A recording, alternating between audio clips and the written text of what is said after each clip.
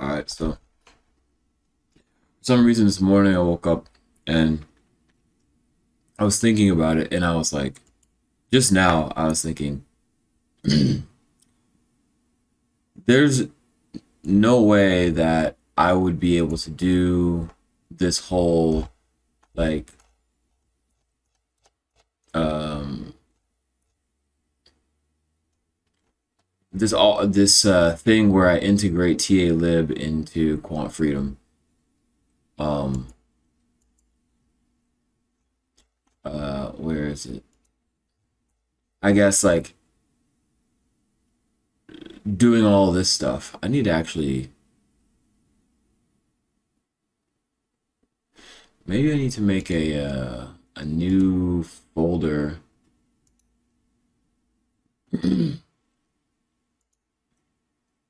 inside of backtester called like indicators and evaluators, or maybe inside the base I need to do indicators and evaluators.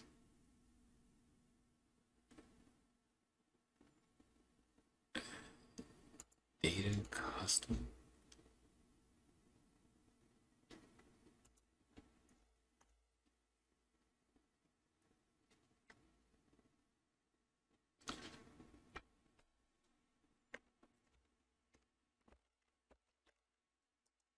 So this would be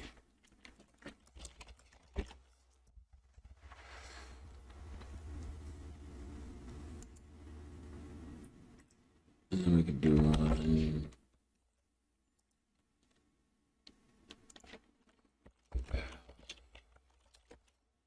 evaluators.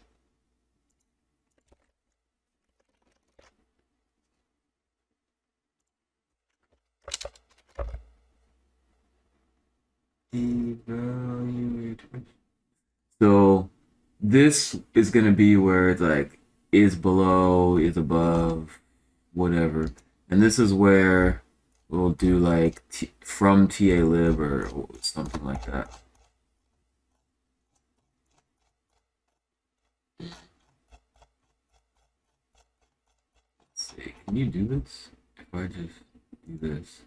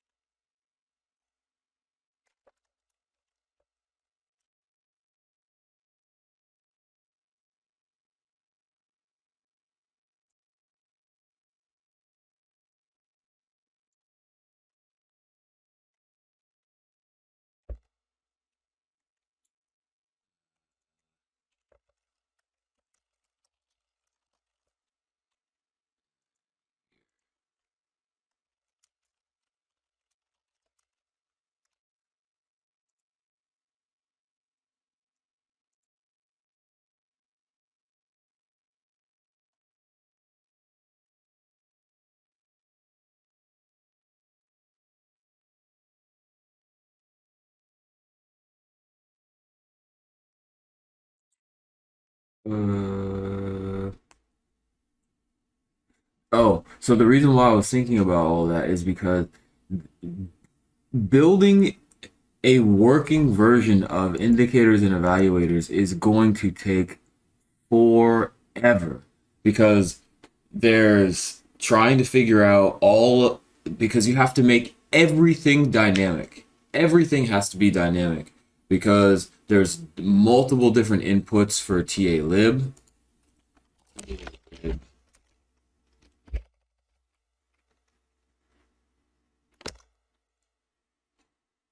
Here.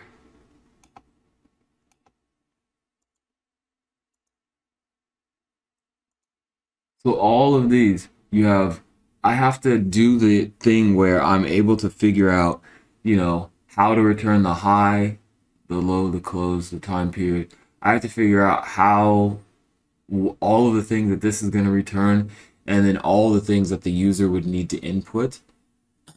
then I would need the same thing for here, then the same thing for this, then for the MACD. Like, how the hell I have to know that I'm going to return this, this, this, and then they have to do this. And then when I'm doing polars, you know, I have to figure out how to return. I have to learn how to create the table multi-index name with these things, which it's going to be massive. And so you know, it's just the user for now is going to have to try to understand how to use the this. They're going to have to just understand how to do the TA, because then I also am going to have to do the thing over here, which is like here.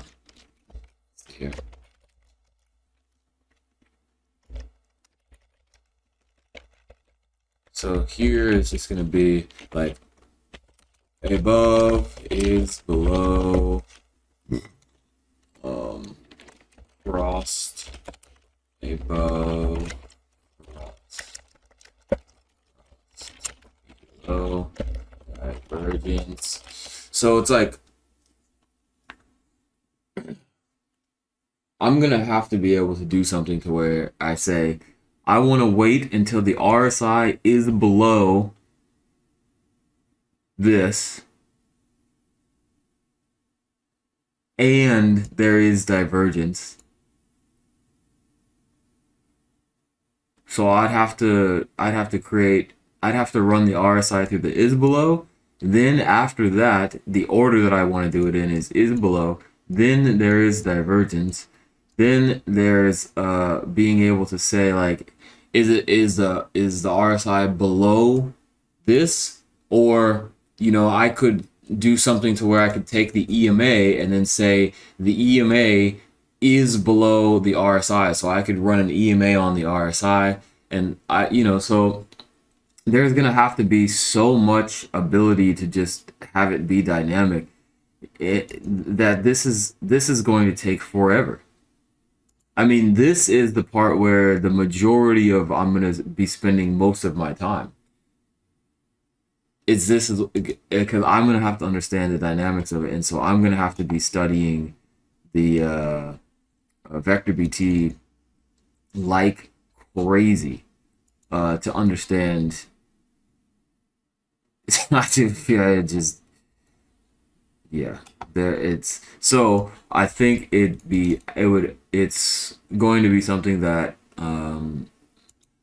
I am going to have to just wait, and I'm going to have to just work on the finishing the simulate the backtester. Because at least that way I can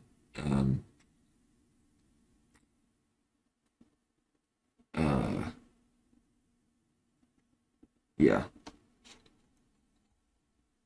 There's just no way I could do that. I can this is there's no way. There's no way. Because the level of skill that I'm gonna need in order to do this is below, divergence, cross below, and you know, be able to feed it through like multiple things like we were doing in Octobot. There's no way. Like this over here. I'll do vbt.talib rsi.run. And so I need to be able to do what he did here, which is like take this thing, look it up in talib, then grab all of the parameters needed in order to make this work dynamically, and then check to see if the user sent in the correct information.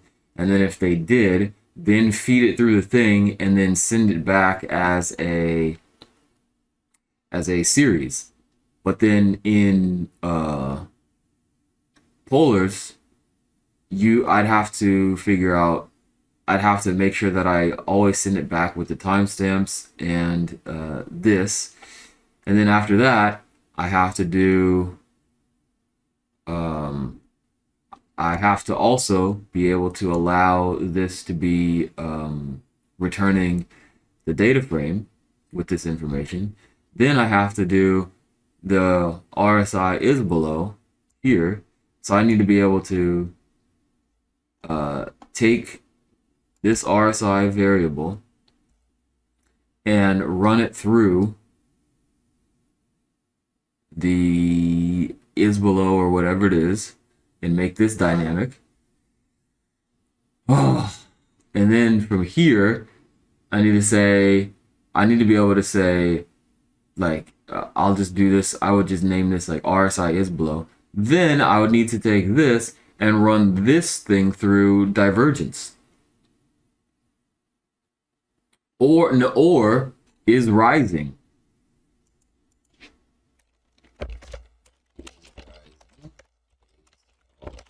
So I'd have to take this and say RSI is below. I have to take all of these and then run all of these things through is whatever. And so I have to understand how to have this RSI. I have to learn how to take these values and then run it through the is below.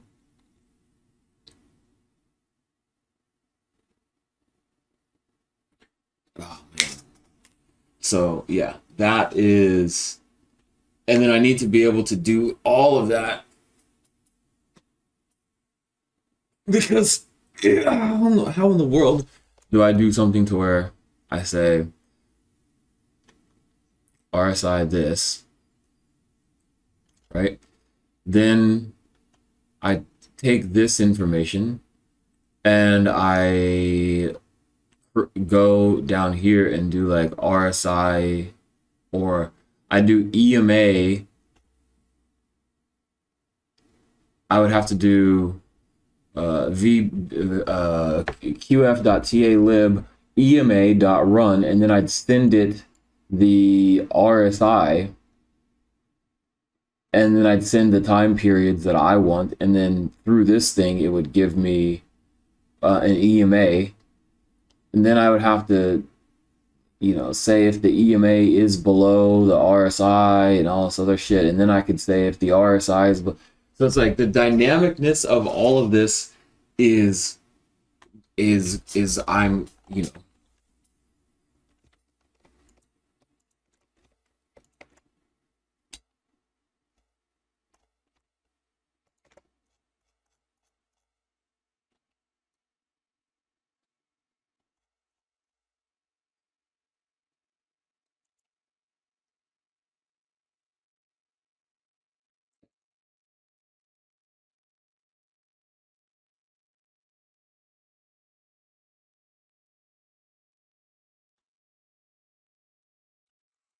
what in the hell?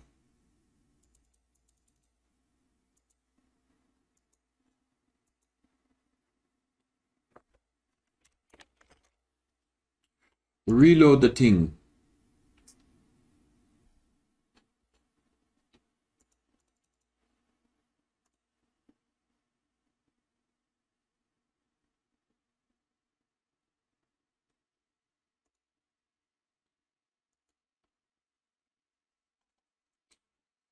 So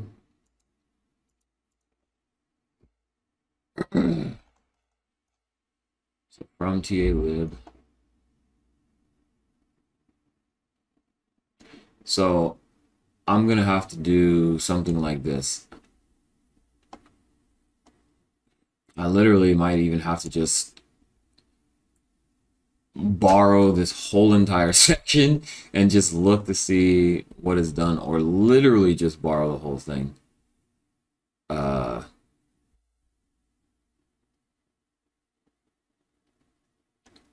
And then from there,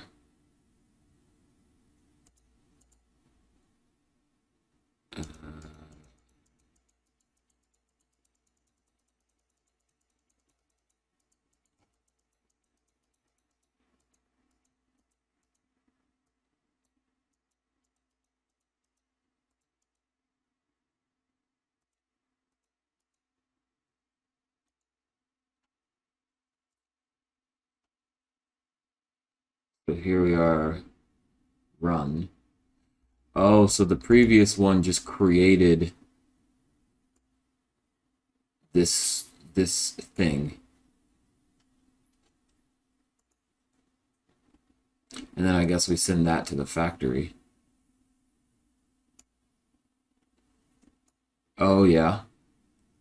So the class is this.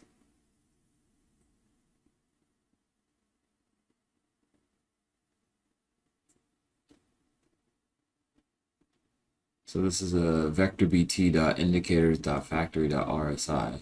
So we're running that.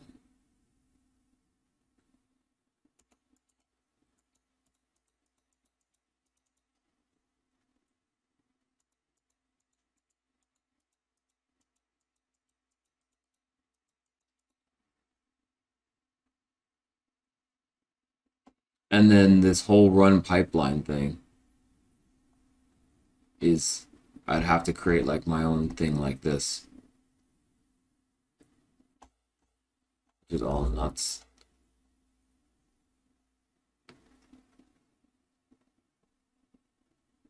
So yeah, I'm gonna have to do something like that.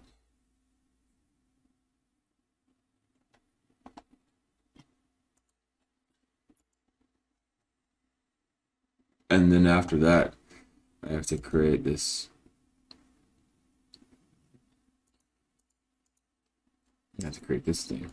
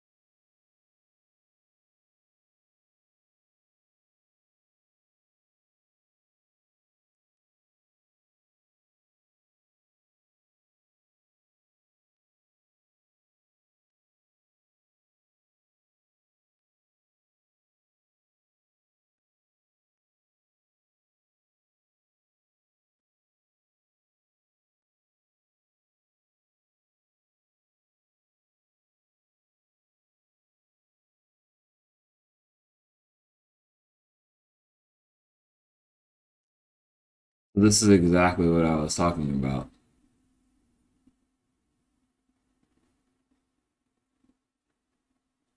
Is being able to combine a whole bunch of this shit. Because you have A, B, C, A, B, C, A, B, D.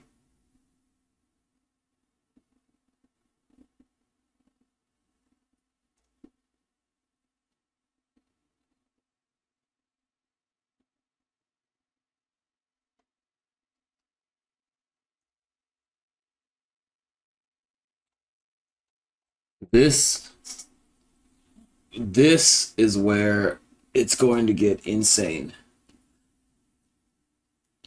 This is where it's going to get absolutely insane. So yeah, I can't. There's no way I could ever even come close to touching this. There's no way. And this is in the free version. I don't even want to look at what the hell fuck the pro version. I mean, that's insane. So anyways, we will go back over to here and we will work on getting this up and running.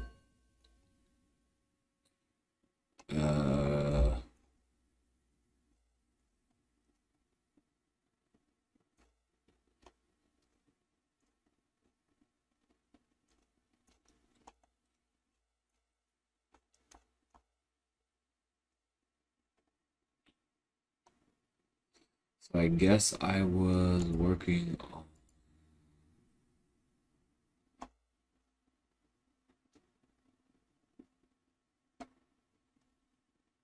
account state, order result, order.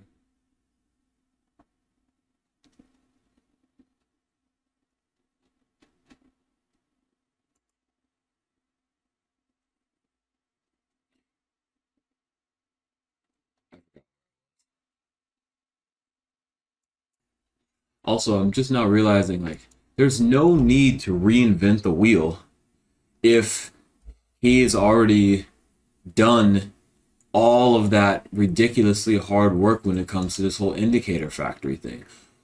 Like,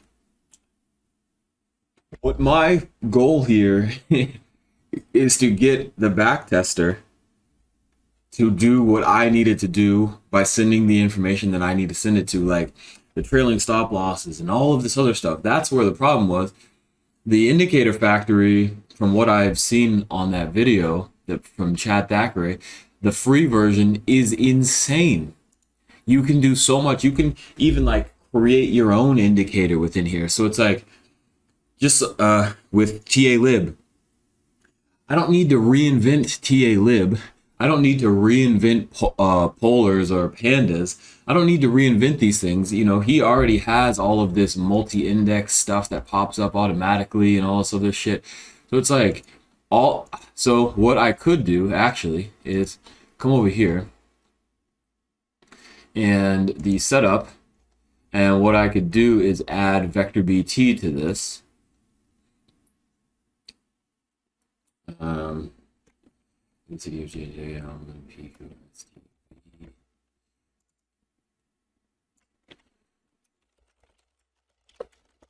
And then whenever we are doing this, I will use my data download from CCXT because his doesn't work. And then when I am okay, so I've got my data that I downloaded for using my thing. Then we just take that data and then we use vector BT to do all the TALib stuff, all of this, because it's perfectly fine. I think it does. Vector BT does a really good job with the all of this stuff. Where it completely fails is all of the options that you have as a user for the backtester, which is what I'm doing here. And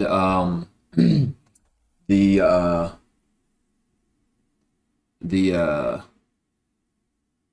and the documentation part. And so and then also on top of that, there's a massive fail in the ability to actually run it live from your backtest results. And so those are the things that I need to concentrate on. And after that, maybe I could reinvent, because here I don't think that there is a rising feature or anything like that. So I got to figure out how to do all that. But the main thing now is I don't reinvent the wheel. And we just finish getting this backtester. That's really good. I don't need to reinvent the wheel for that. This is going to be spending the time inside of this factory is going to be like this is where the infinicy of it all comes into play, because this is where you spend most of your time. This is where you're just trying to figure out strategies and all this other stuff. And so this is where you're going to spend a million hours of your time, because he doesn't. Anyways, so that means that now I have to go back and figure out where the hell was I at during all of this, because here, this is where I need to start working on, is like building my order tuple here. And then here, we need to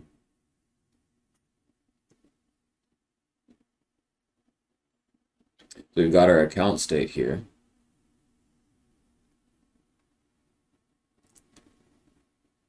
and we need to build our order results. So here we need to start with our order tuple. So one of the things I'm realizing is that as I'm making this order checker, I shouldn't have to run this checker every single time. I feel like I should just be able to run this once at the very beginning. There's certain things that I should just be able to run once at the very beginning. Like all of this stuff right here, I should go through the array and check to make sure all of this is fine. And then that way when I come down here, well, I mean, I guess it's going to be the same exact thing here.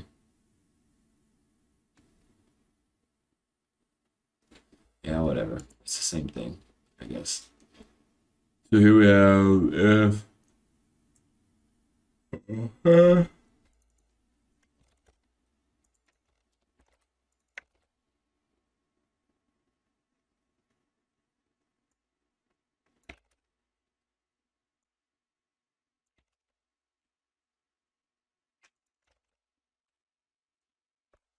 here it's like if it's not finite. This is for the order. The size value can change as time goes on, though. And then here, if price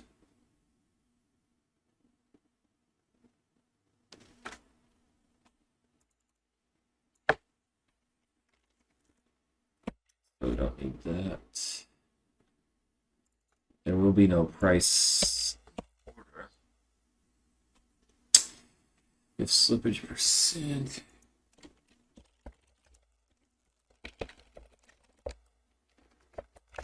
it's 6%.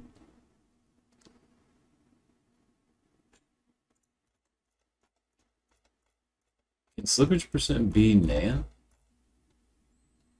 Yes, it can.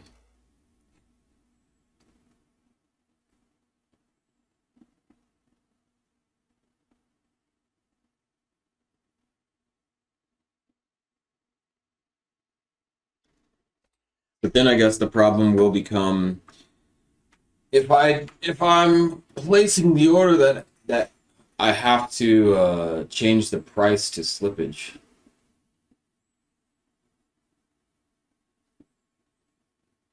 I think that having this whole slippage thing is a bunch of bullshit anyways, because if you add like 0.01% slippage, or if you add if it's all unrealistic, because not every single candle in entry is gonna not every single candle, not every single time you enter or exit a trade is there going to be slippage. And so applying slippage, I think there should be some type of like maybe like a random generator for slippage or something like that. Let me see here. Yeah, you know what? Screw it. I don't even want to deal with slippage because it's so, all of this backtesting stuff is so unreal.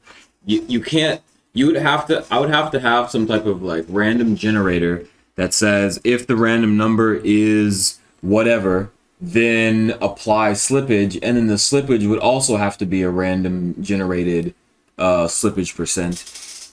And then I'd have to like throw in a check to make sure that the entry or the exit is applied to the actual can. I mean, it's just too much.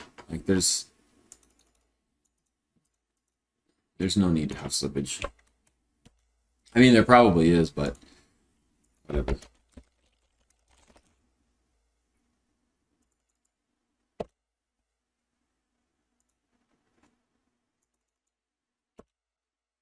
Whatever.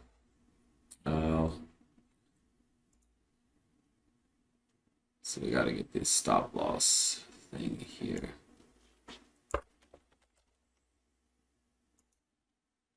So these things are things that should not be checked every single time.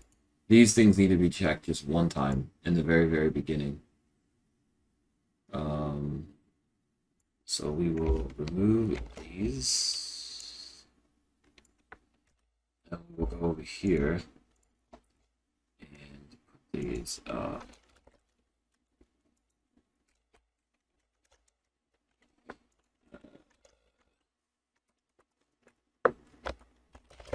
checking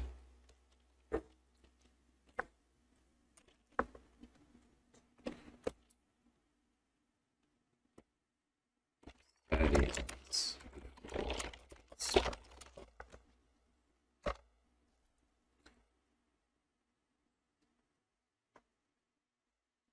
Because there are things that just aren't going to change.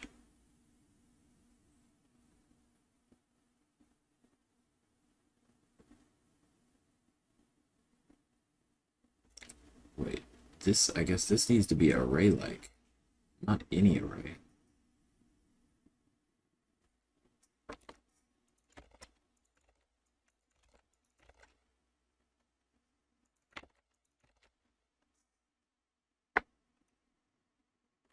So like these things that are just finite, these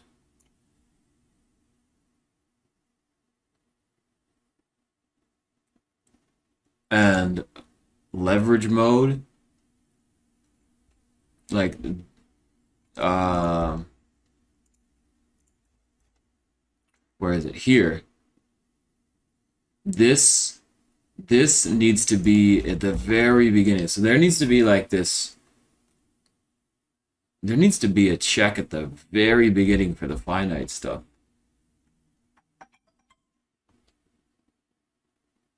So equity has to be not nan and all this other stuff. Yeah. Gains percent filter. Total trade filter.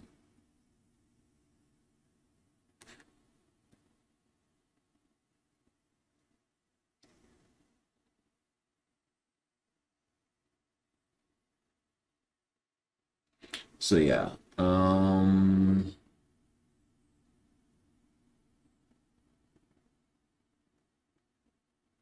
So this has to be greater than 0. I wonder if there's a way to like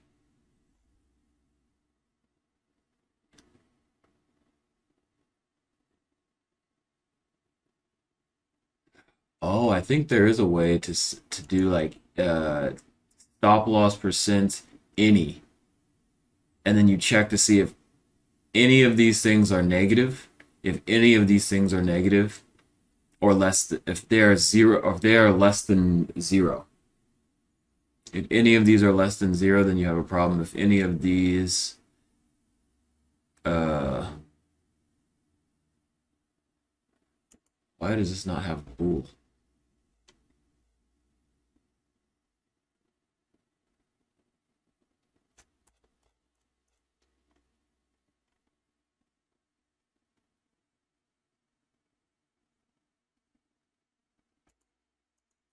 Shouldn't this be like flow? This? Does that work?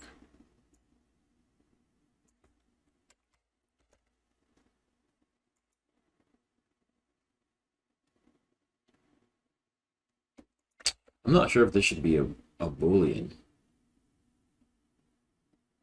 Entries be true or false, I think.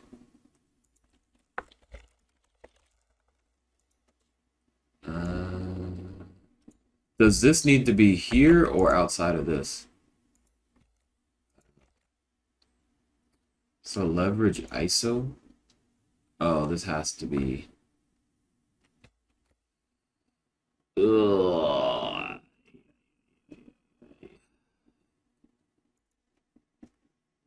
Ugh, I don't like that.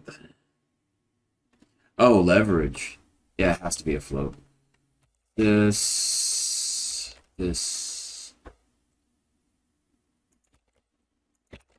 So I wonder if there's a way to be like, it has to be this, and then you put like an if statement right here or something.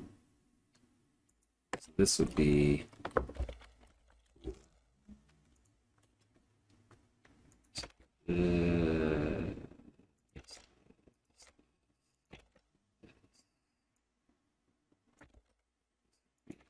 in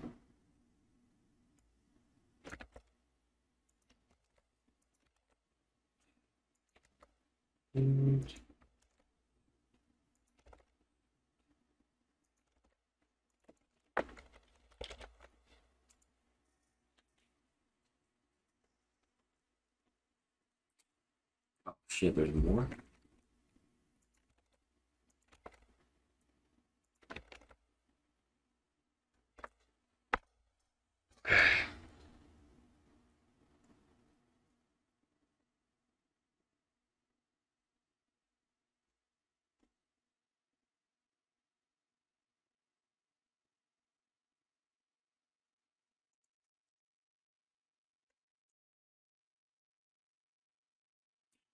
Remove.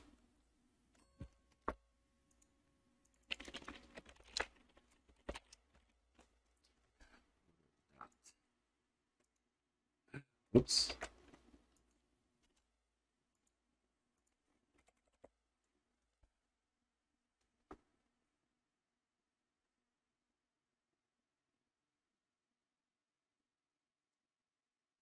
I think all of these could be, well, I mean, these all could just be if statements because if, oh, wait a minute. These do not need to be elifs. They need to all be ifs.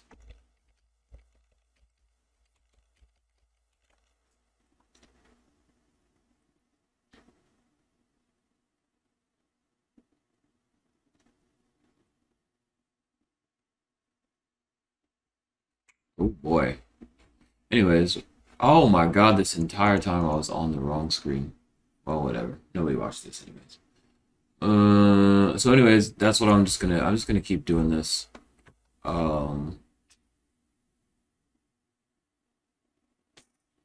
Because these, I'm realizing these things need to be at the there are some things that need to be at the very, very, very beginning.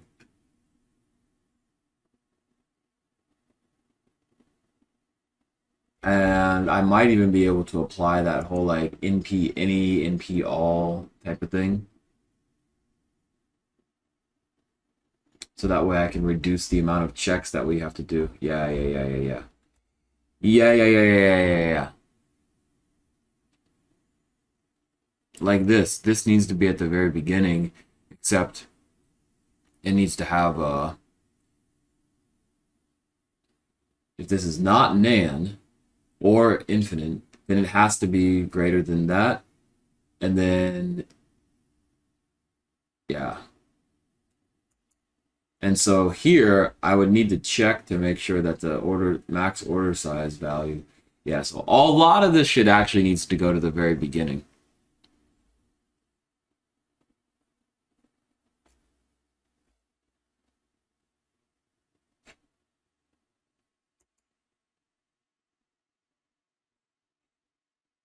Oh, shit, I just realized that these are all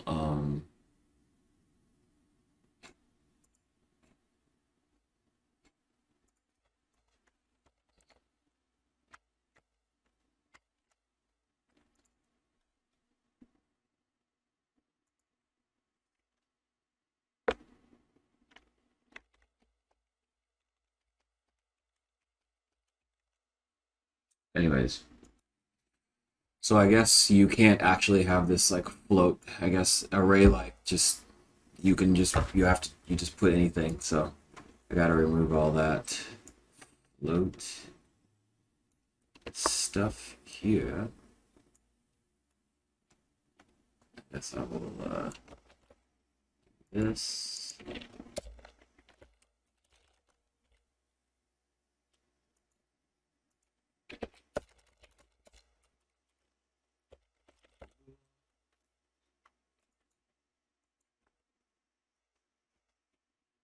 Because I wasn't even making it past the import.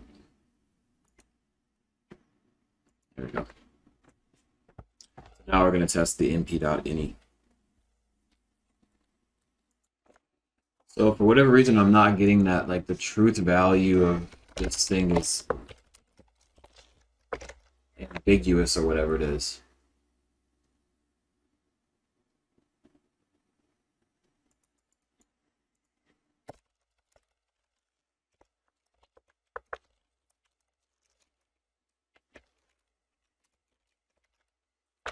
I think that's when you're comparing two arrays, I guess.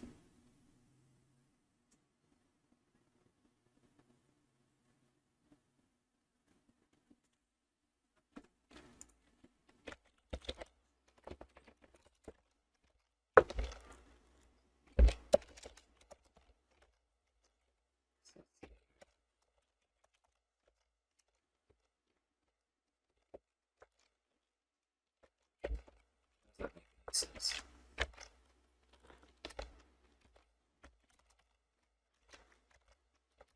Oh.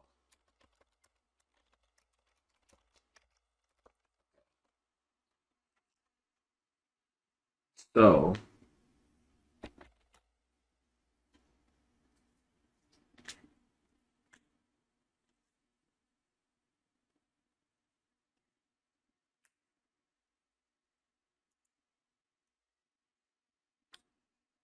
that means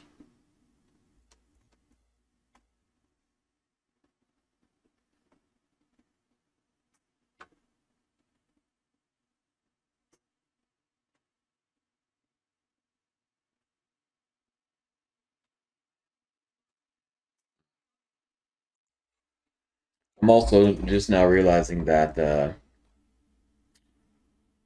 I can't do these arrays until I process all of them as arrays. Then I can come into here and say, if any, if all, if whatever it is. Because here it's like, if if this does have a value, if all of these things have a value, then if any of them are less than one, then this. If any if any of these is greater than or equal to, wait, what? Max order size value?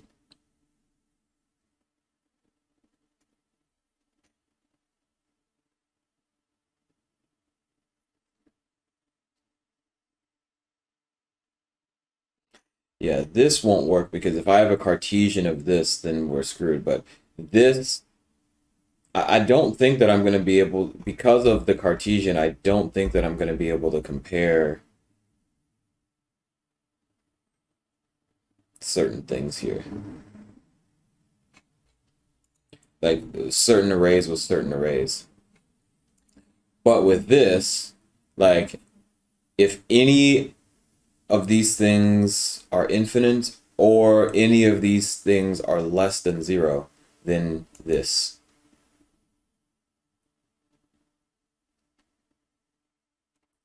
Yeah, so these right here can go. Um, so I could say if any of these are less than, oh boy, this is backwards again.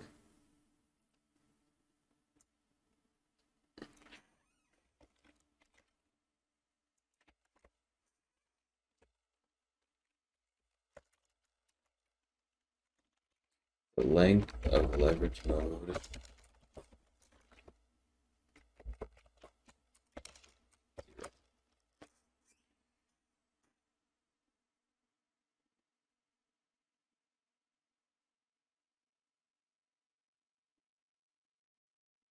Yeah, so this,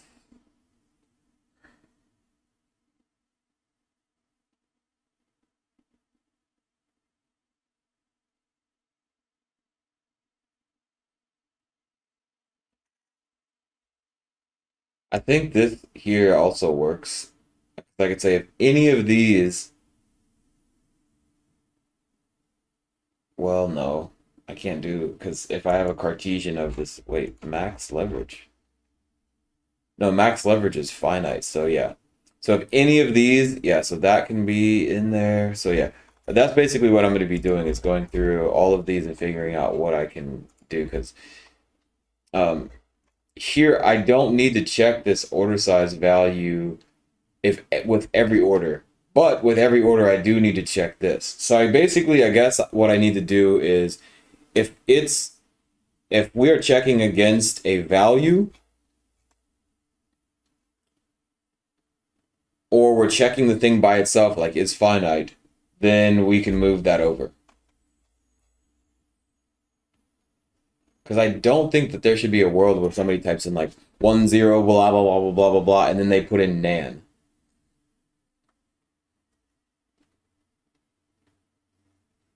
I guess. Yeah. I don't know. Again, I need to make this more just for me. So we'll do that now. I just learned here that you have to put the .ini after this. So here I'd have to do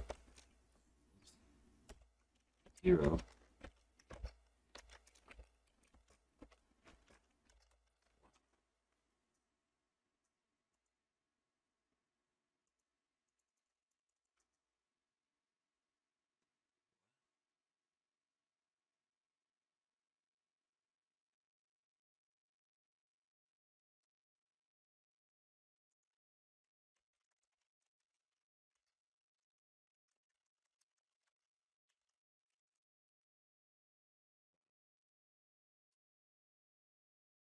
I guess I'd have to do this .ini or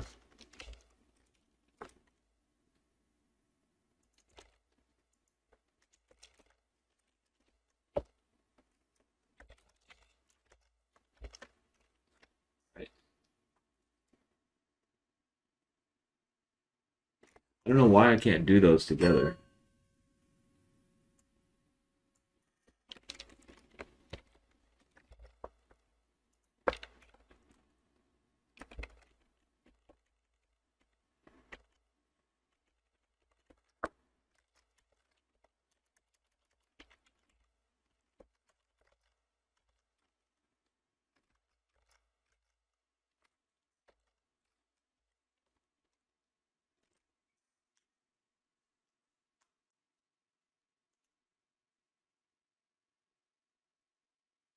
I don't know why you can't check.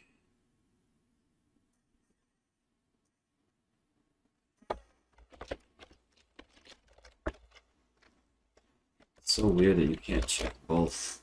You can't see if it's.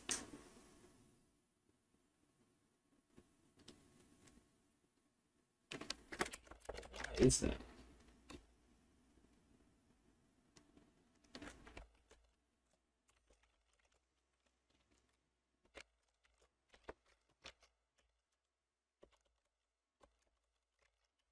Hmm.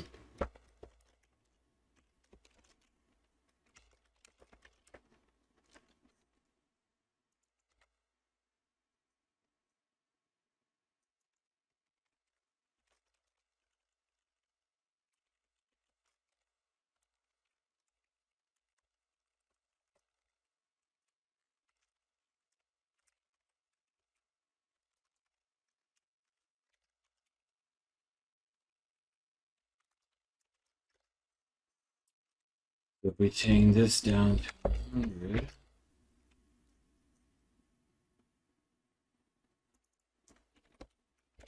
Oh, whoops, that doesn't do anything.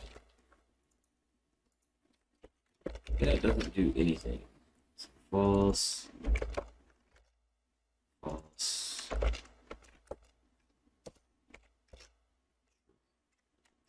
Okay, so I guess I gotta do it like this.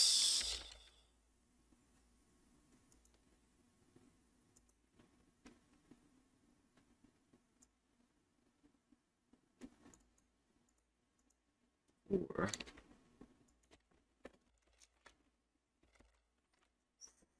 this.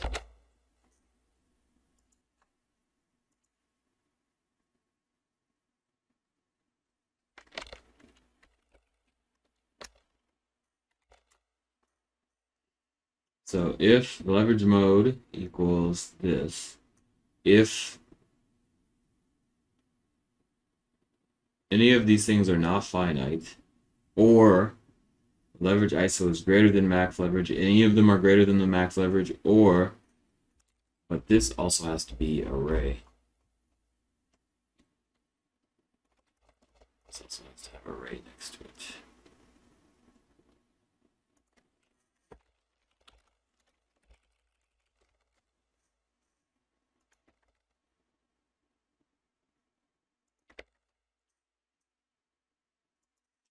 Go.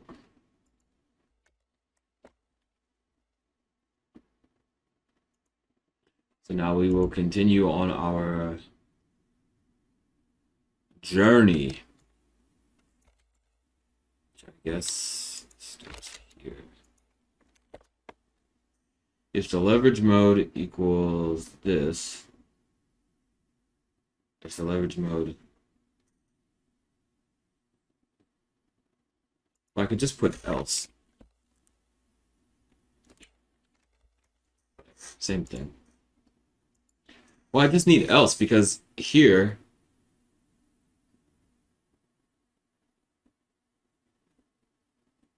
it's between 0 and 6. So if it's less than 0 and greater than this.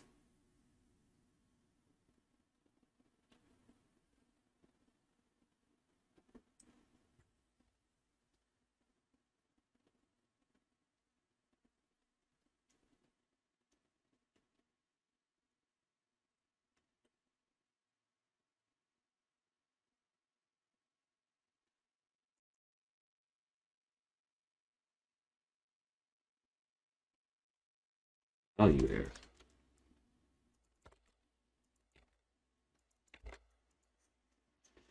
Because again,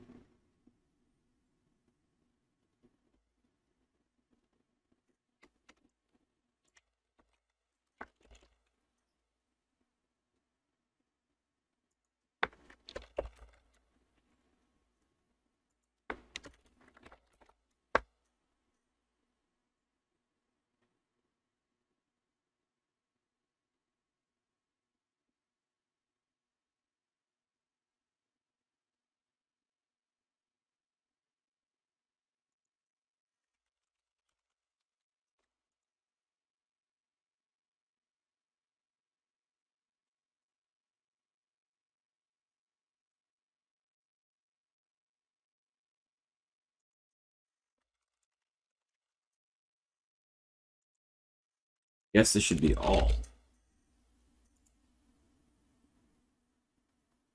All of these in P dot. Or any, I guess any. If any of these things are finite, then it has to be .NET. So, I mean, basically, we're over here just getting rid of all of this order check here.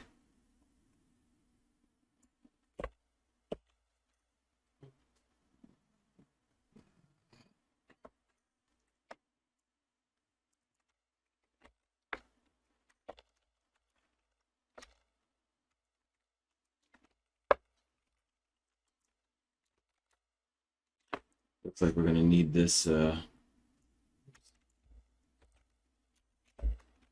like we're going to need this after all. For the next thing.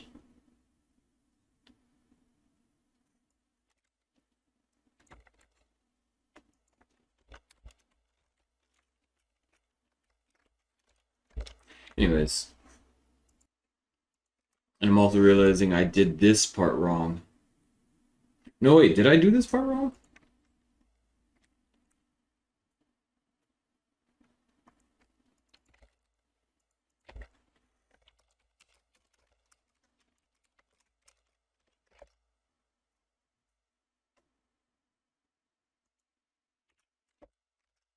Okay, never mind. I didn't do that part wrong.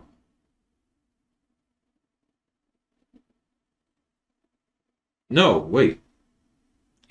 I don't need to do it like this then. Let's do if any.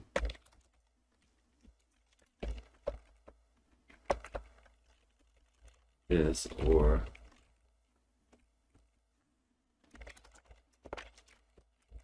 like this.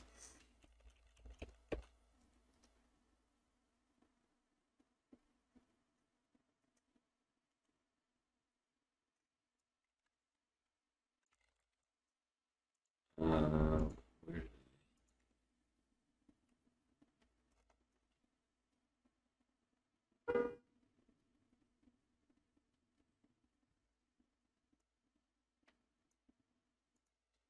hmm?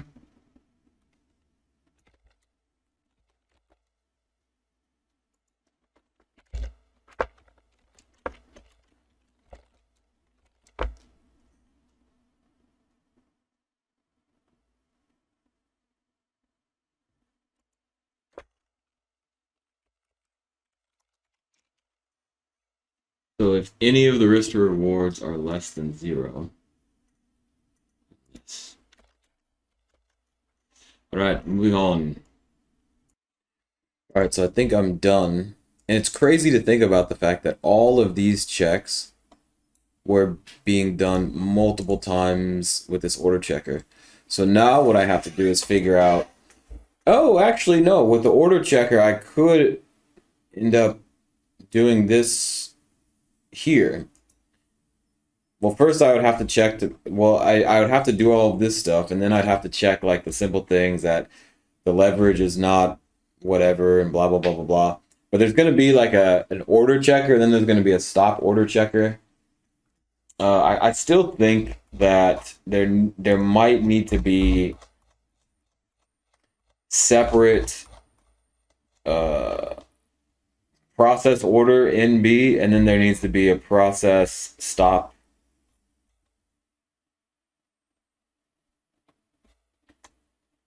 So instead of this like check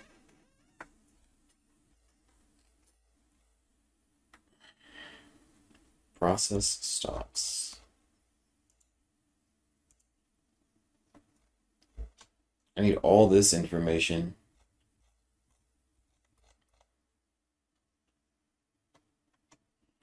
Because now I can, instead of having all of this information for the order, even though I think I might need all of it.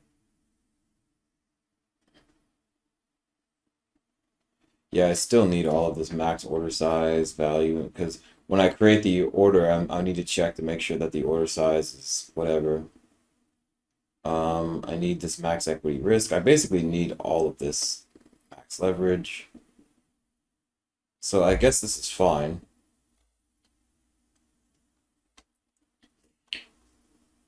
And then we have to create the order result as well.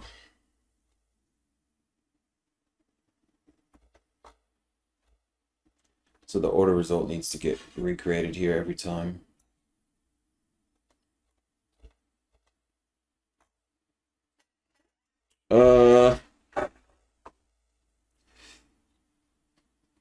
I'm hungry. What am I doing? I think we have to run a test. Oh no, now I have to create a whole bunch more if statements because we now have to go over a lot of this, like stop loss to break even stuff. So if stop loss to break even, oh man, how do I check if something is a Boolean or not? NP numpy check Boolean array. In numpy check all elements are false. All.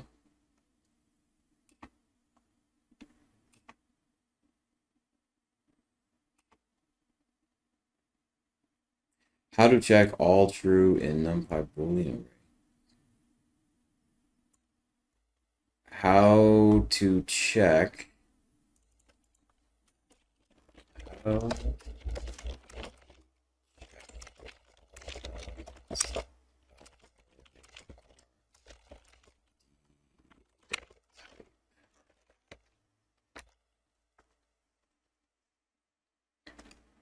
Yes.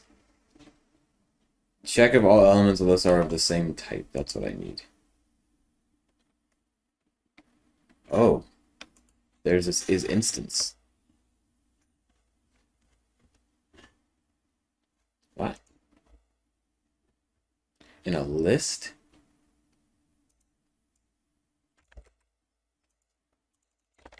In of array.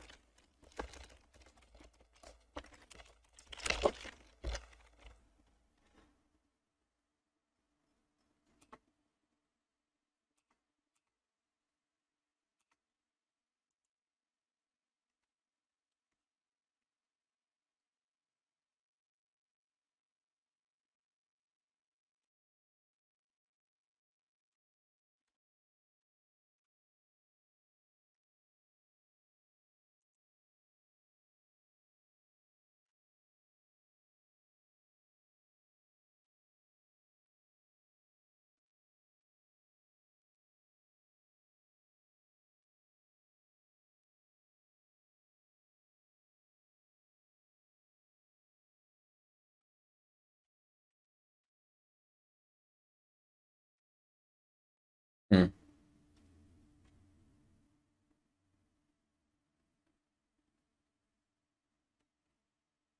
Oh, here's the logical or.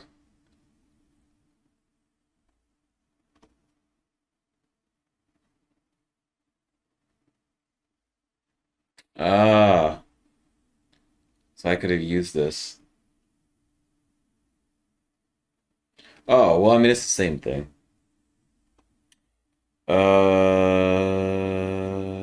Oh, wow. You have numpy less than or equal to?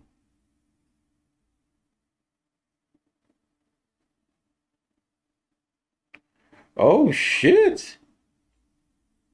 I guess I can do like a more detailed check. Okay. Because I could check to see if, after the Cartesian product, I can check to see if any of the results are so,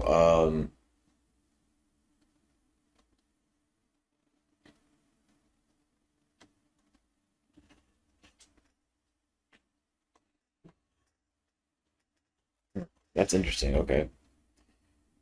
Uh,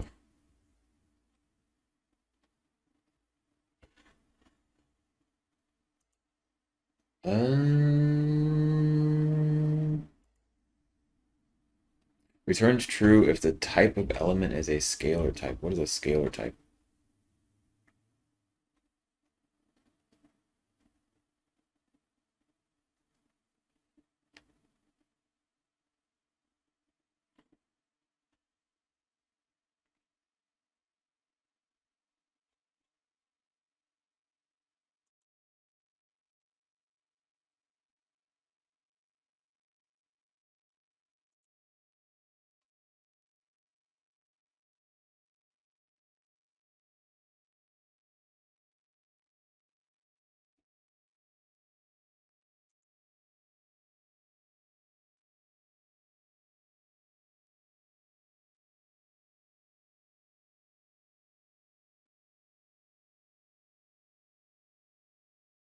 Is negative infinity is positive is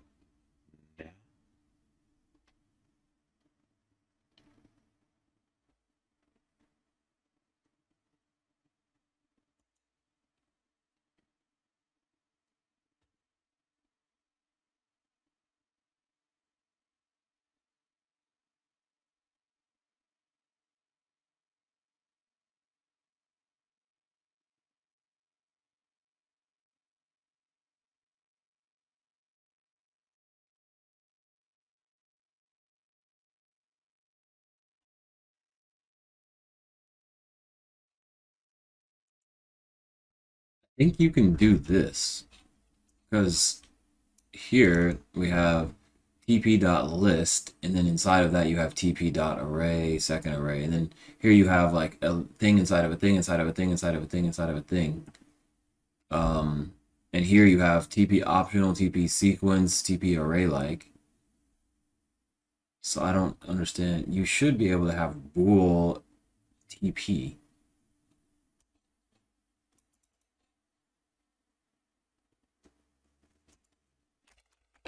This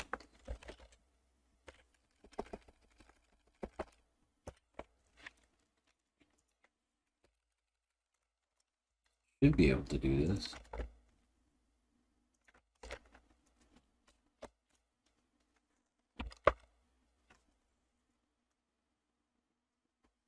Right. It has to work. Because you have TP optional, TP array like. You have bool as an array.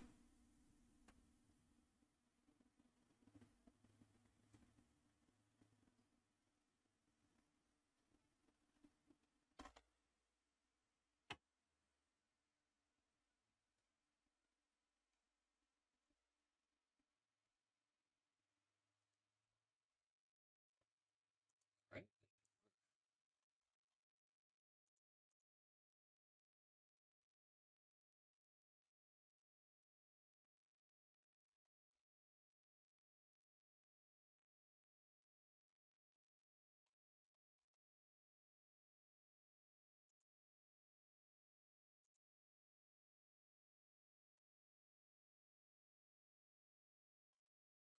What do I do here? TP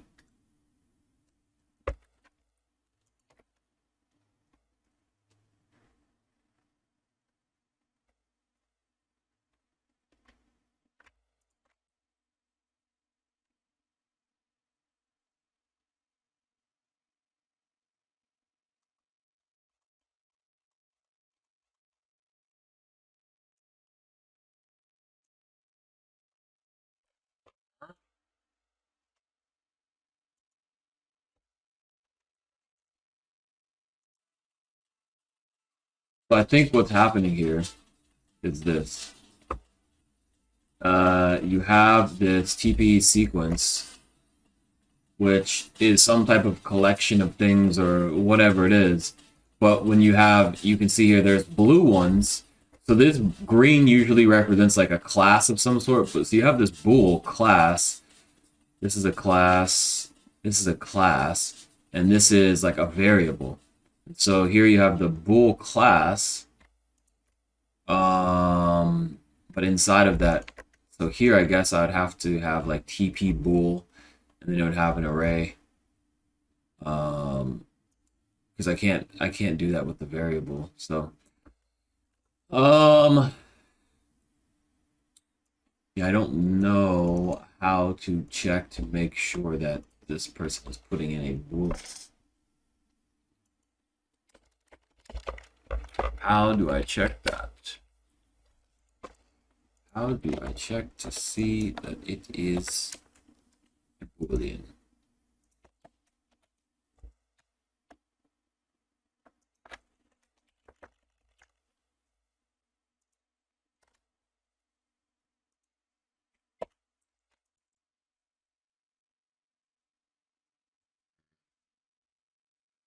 Hmm.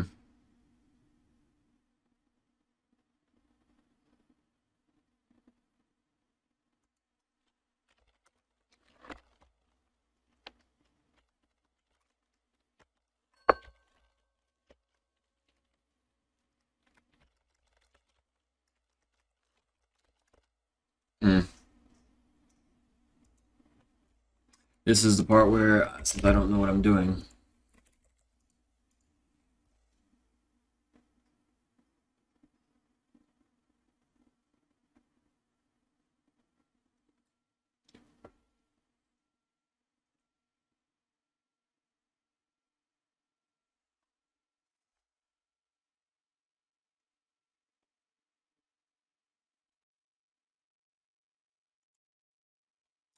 Anyways, now it is time to go through all the process of this stuff. All of this stuff here, all of this stuff. And so I guess I can compare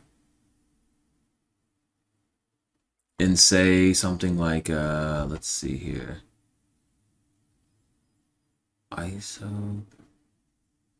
So I could say like if any of the ISO leverage is greater than the max leverage, well, So where would I compare two different arrays to each other?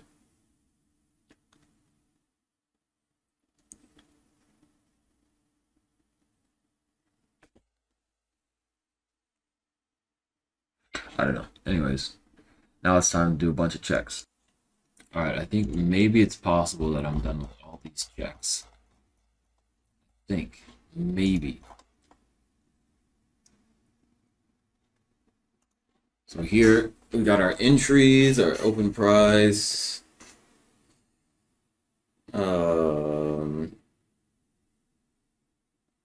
fees,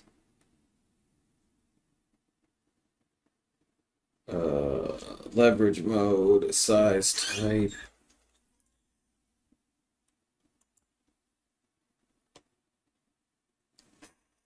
We've got our all those checks. Leverage ISO.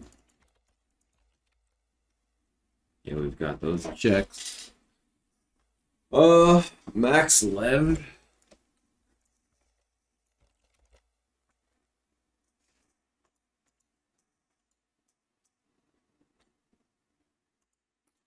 Need to check to make sure max leverage is finite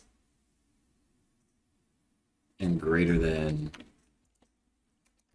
So I have to if max lev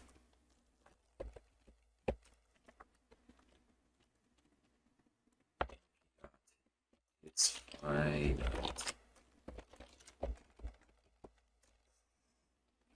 It's not finite or max lev is or 0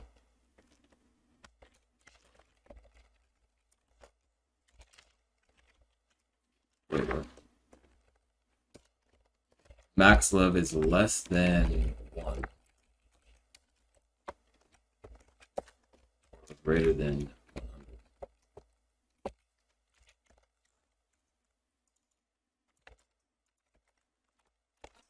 And we need to say max lev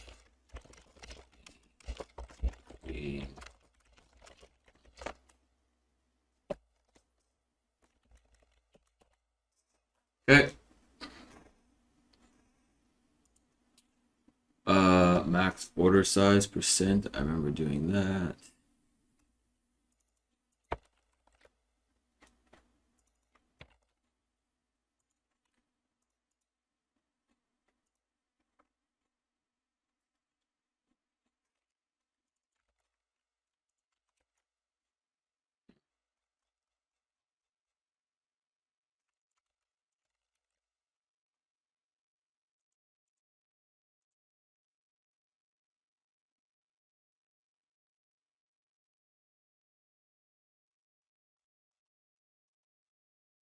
It, do any checks?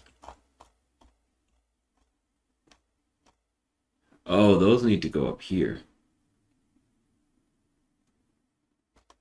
Because these things are finite.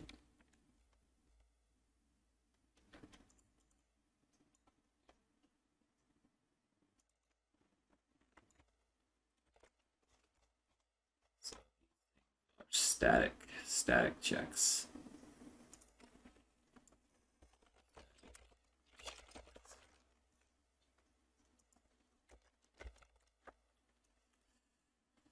All right.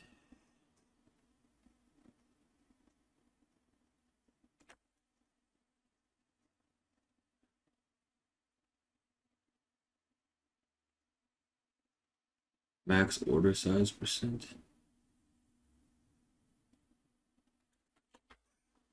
Hmm. Oh boy. Oh.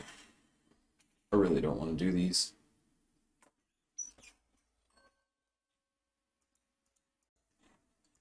All right, I think I'm done with the checks. We've got all of the static stuff here. And we've got all of these here. A lot of checks. Then we've got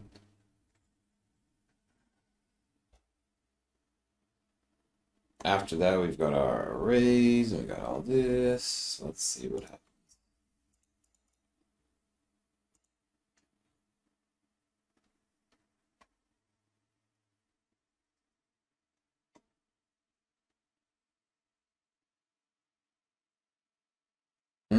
Cannot input name.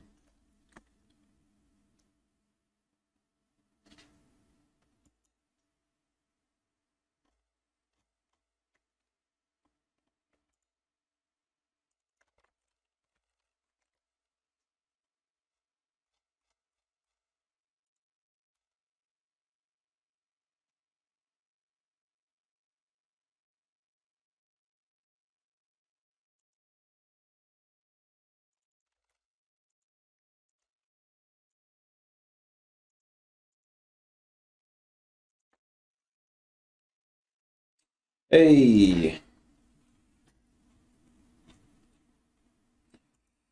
So now what do we do?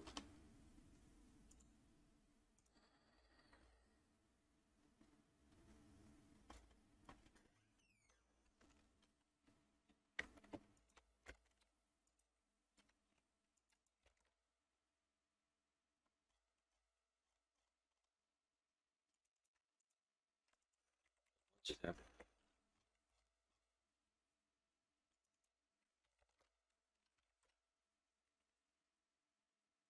Wait, what? Wait, what? What just happened?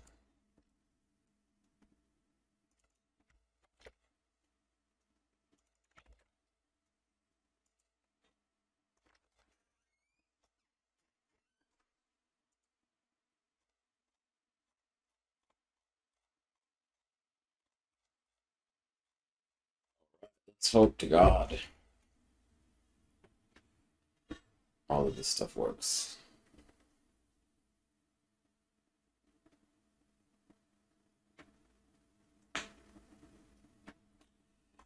I need a break. Alright, boys and girls and boys. I thought I wasn't gonna do this anymore, but whatever. It's kind of like Captain, Star Log, whatever the fuck. Because I'm never gonna go back and watch any of these things. But so we are at a point now where we have completely and totally decimated all of the variables, and now we're trying to stack everything into tuples. And so here we have all finished all these checks, which I'm hoping that they work. And then that way we can basically remove a ton of checks, because they only need to be checked once, I think. And then down here, we have this entry order. So every time we come into here, we have this entry order. And one of the things that I think I want to do is remove these static things that are not going to change, like leverage mode, max leverage, order type. These things right here, these are going to be like, I'm going to create a static order. But I think these things are only going to apply to the actual entry, so I guess maybe that makes sense. This is another reason why I want to do these videos, is because talking out loud makes me realize certain things. So yeah, I guess keeping these here doesn't matter, because these things would only be sent to the order anyways. It's not, these things don't need to be sent to the stop losses, because none of this stuff matters when you're dealing with stops. So then I also created a stops order, so that way, because these things right here are not necessarily going to be called during the entry order. And so I think maybe I could separate these. And then so now we have this account state. One of the things that I want to do is remove fee percent and MMR, and then have those as part of the static.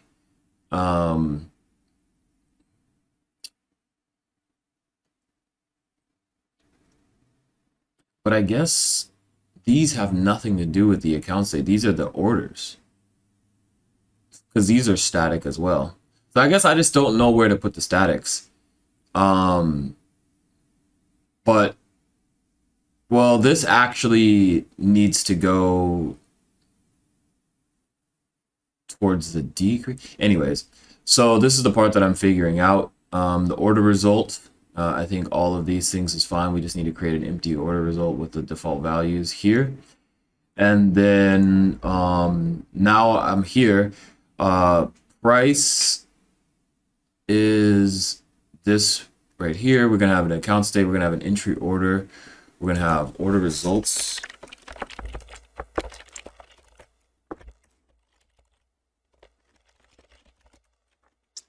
Okay, and then bar, column, whatever. All right. And so let's say that we've somehow made it all the way to this point. Order result. Order results. Order results. Account states. Order result. Stop orders. Order result. Order result or order results? I think it's order result. And then here we'll come and do order result. And then oh, it is order result. Okay. So let's say that we've okay. So let's say that we have made it all the way down to here. Well, then that means that we go over to process order in B. And now we create the size value. Now this is the part where I don't know whether I should just get rid of this process order MB thing and then just put this inside of the long increase, and then after the long increase happens I just fill the orders, so that way we just get rid of this whole process. Well, no, I guess I would need this because I would have to do an if statement. If it's a short, then do short. If it's a long, do a long. So this, I guess, will just take care of that process. And so here inside of this if statement, if it's a long entry, then if the size is not amount, because we set size value equal to size value, the entry order size value. And we'll come down here if it's a long entry, and then we'll do this stuff to get the size value.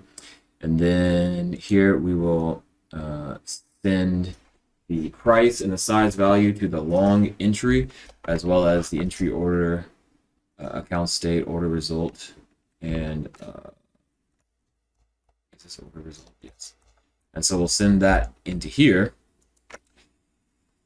And then, oh yeah, I gotta do this right here. And then inside of this is where we just execute all of the stuff that we've already done. And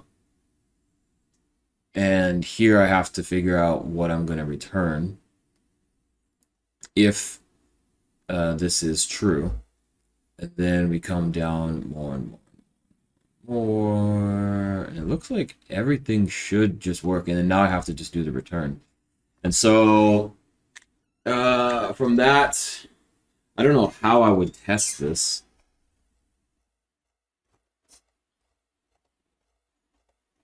I mean, I'm pretty sure I could just call this, create an account state, an entry order, an order result, and send it a size value and a price, and just see what it does. Yeah, I could do that. Yeah, so I'll do that now. So this is why talking out loud makes it work. All right. So I'm saying screw it, and I'm going to remove like the fees from the account state, and I'm just going to create another tuple called static variables because I just want to return the account state. Yeah, I want all of these things because over here, you know, these things are not going to be changing. Your max leverage is going to be your max leverage. Your max order size is percent. All of these things are going to be what they're going to be. And the gains percent filter. Yeah, that's gonna be what it's gonna be. Want to record stops. Actually, I don't even need to do a static. Oh yeah, I do.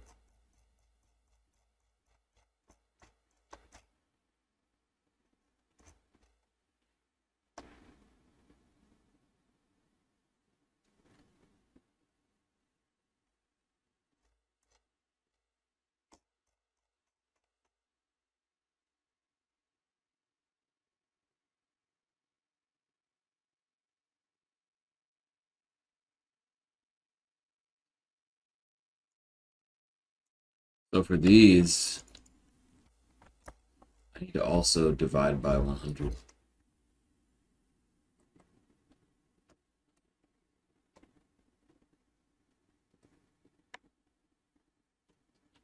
Oh yeah.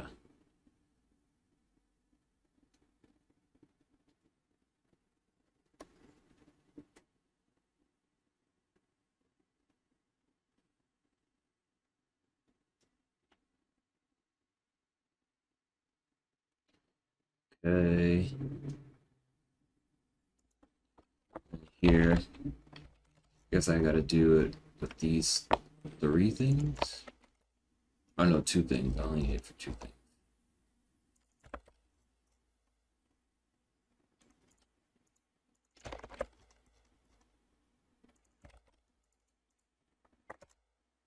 And then here, I guess I'll just create the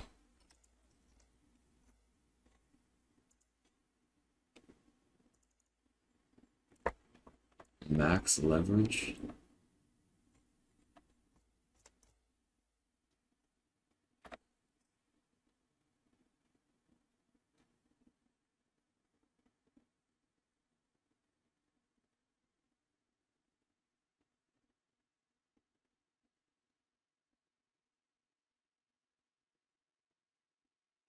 So size type is not going to change.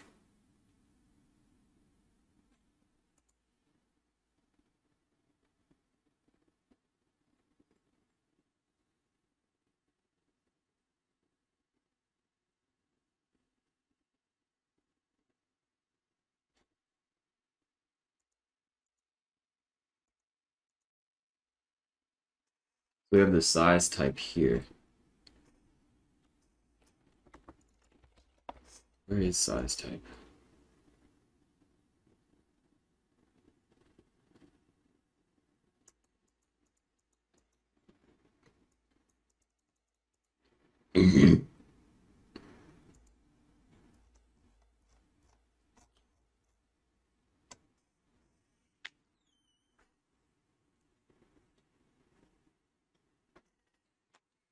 As of right now, size type is static.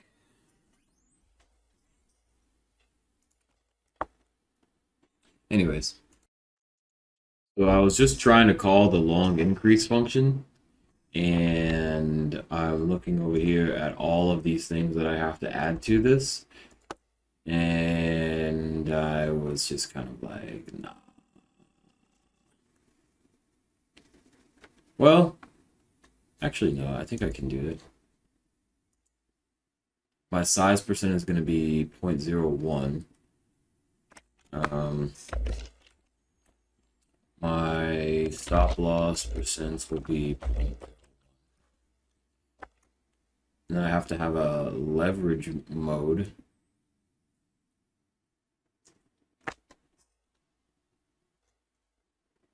Which I guess is part of the static variables here.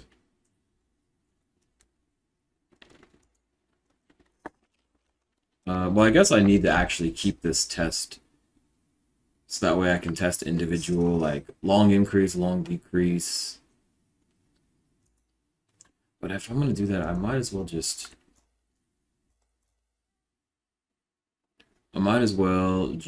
go here,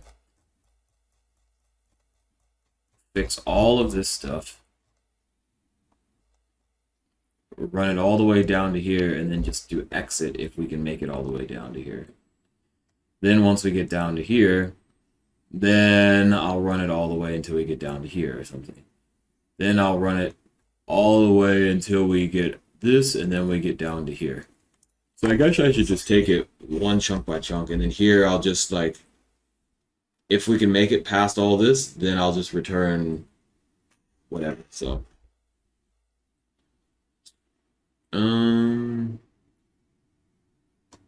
yeah, fuck it, I don't want to do this. We'll just, we'll take it chunk by chunk, like we were doing last time. So now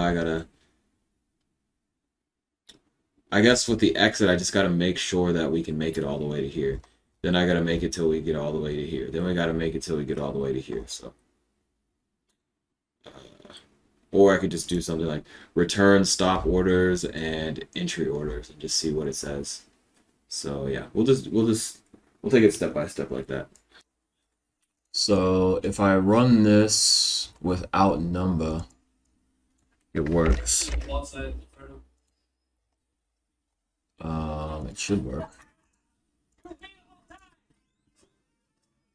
So we have this, and it does what everything that it's supposed to do. I have counted 1,000, and I have my order result, and then we send it all the information, and then it comes back like it should.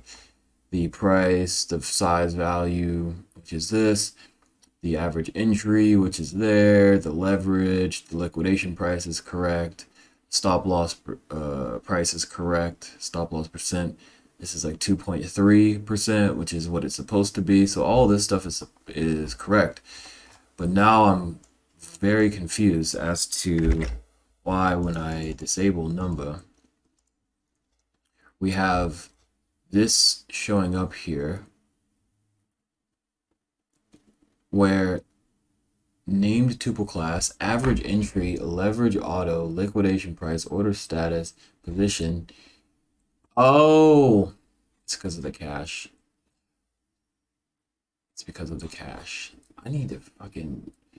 I really need to figure out a way to delete this cache, because I changed this and I added certain things and moved certain things, and so the cache is causing the issue. So apparently I have a shitload of pycache.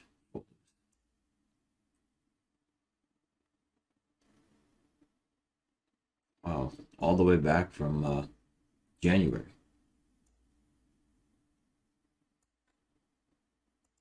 So we shall delete those. I need to I really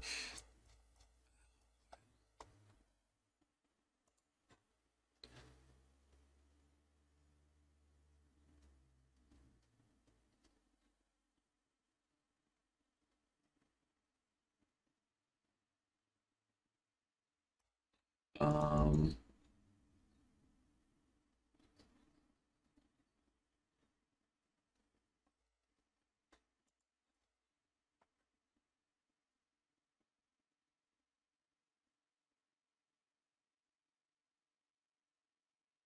Mine is a built-in delete function. So you can just do find name.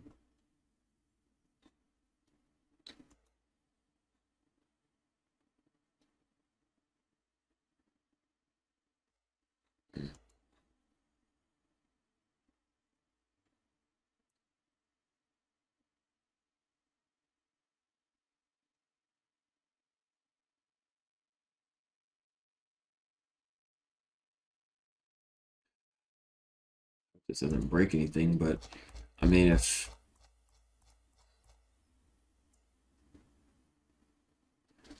I'm also searching in my entire coding thing.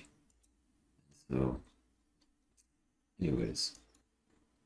So this is very weird. I deleted all the pycache, but it's still saying that there is a problem. But how is there a problem? I don't have any tuples that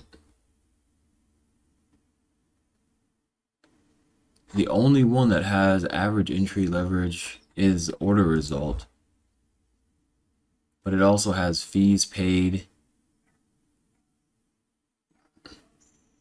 Does have order status, and I also added all that stuff.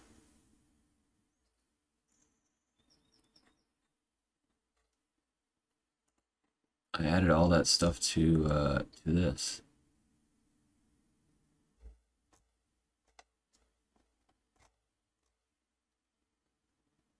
Oh, maybe it's here.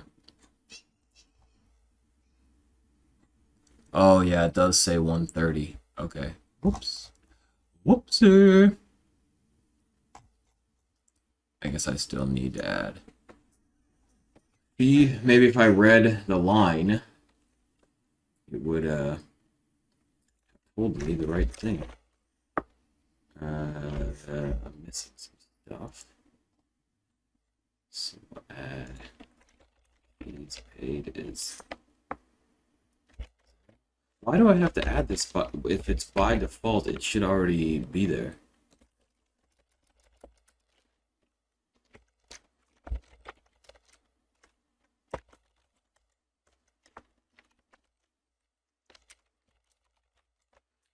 But I don't understand.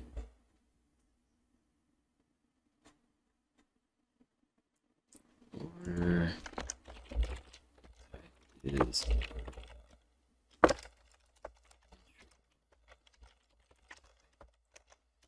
Then you have percent change.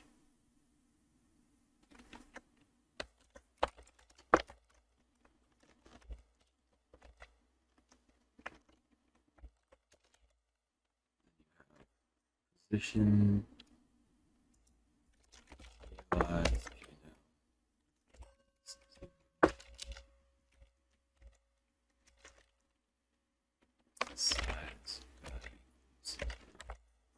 Do you really have to do that?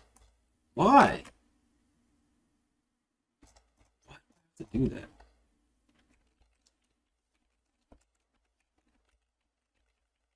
I shouldn't have to do that.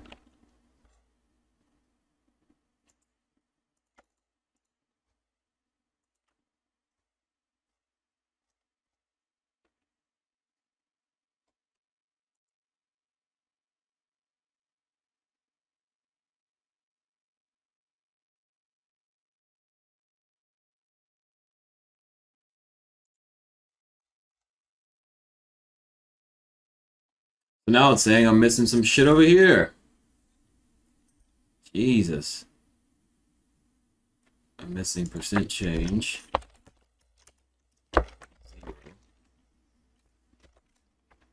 And now it's saying I'm missing.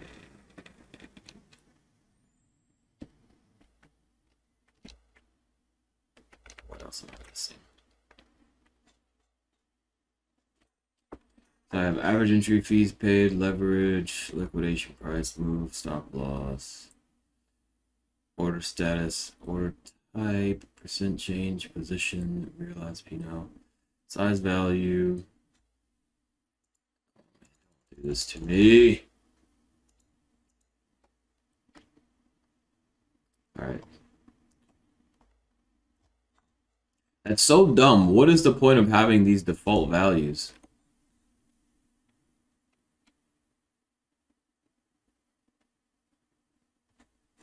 What is the point of having any of these default values?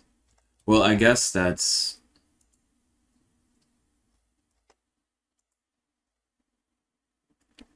I guess that only applies if you're not returning something. If you're returning something, I guess you have to have the default. But if you're not returning something, then I guess... Like, what is the point?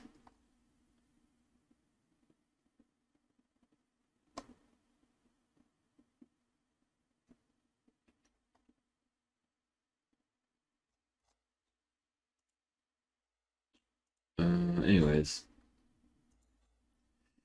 This works. This wax. So now what do I have to do? Well, we'll just say long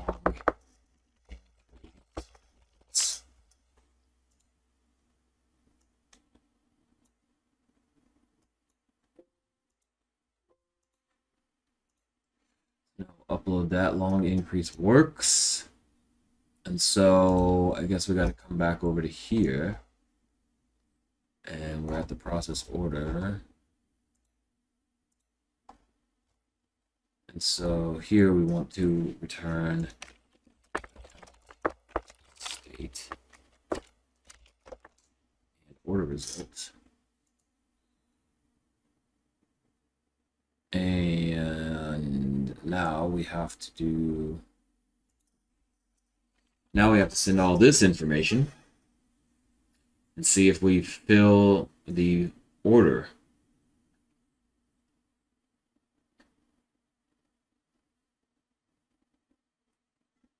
How do we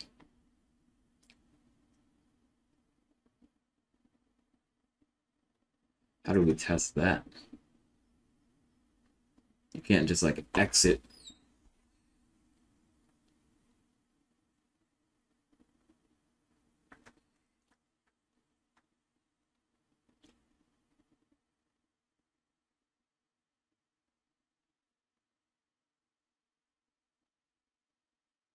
I guess I don't even need this right here. Oh wait, do I? Because if the order... Oh, shit. Here, if the order was not filled, I actually need to do order result dot move this. It actually needs to be this.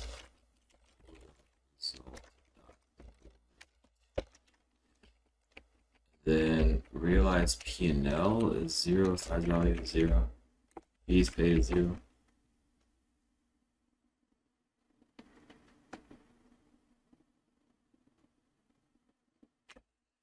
So I feel like I need to make an entry order result so that way I don't, because I'm,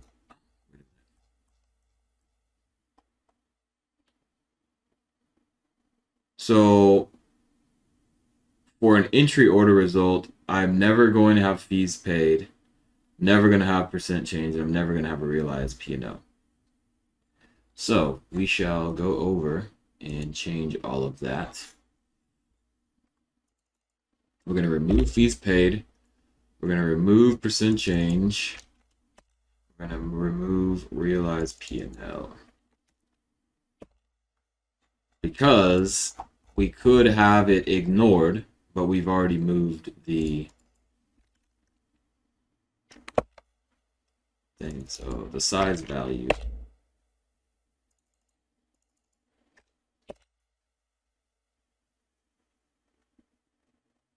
But I guess that throws a wrench into the situation because here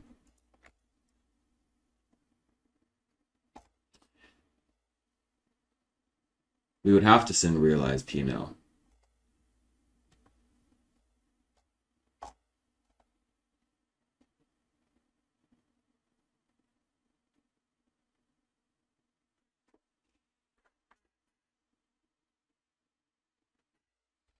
Or do I want to just do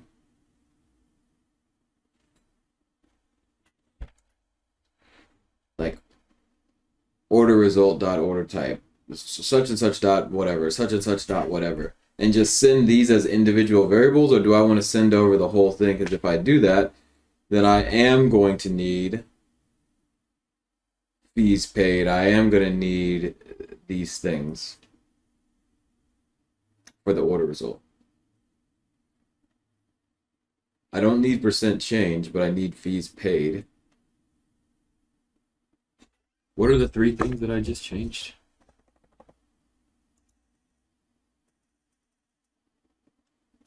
Fees paid, percent change, realized P&L. Man, fuck that. We'll just leave it. We'll just leave it.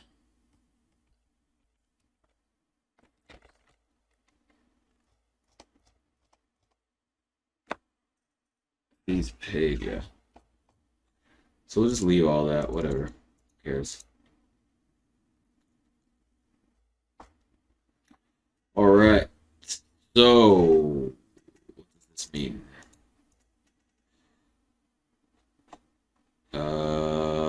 So now that that works, we now have to turn our attention over to this part, which if the order is filled, then that means that this is already false. So we don't need there. But anyways, I gotta think about this. I just realized that I could do optional. And then put, that's what I have to do, is I have to do optional and then put the default as 0. So log count ID optional int 0. This is 0. But how, if it's optional, does it have a value? That doesn't make any sense. Log count ID optional. So if I don't put it, it's going to be 0.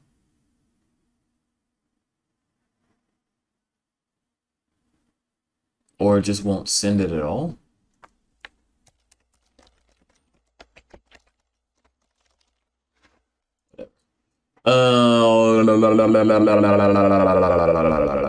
So here, oh, whoops, we have to see how this column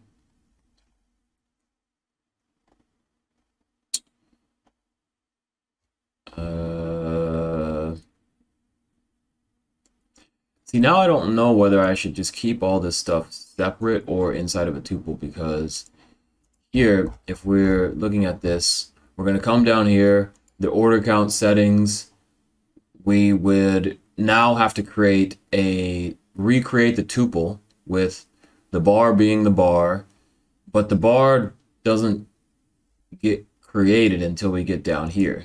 So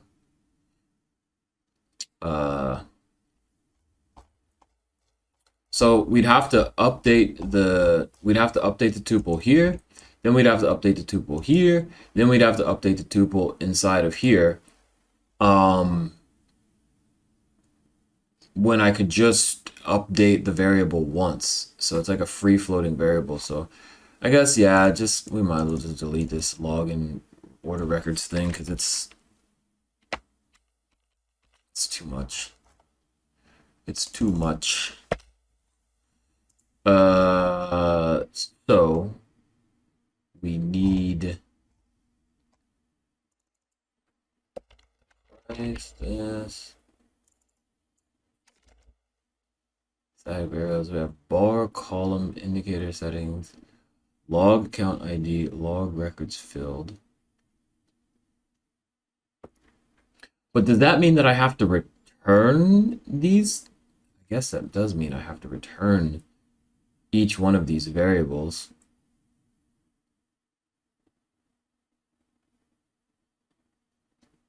Right? That's the part that I don't understand, is how is it that I can come in here and send the order records, and then I don't have to return them?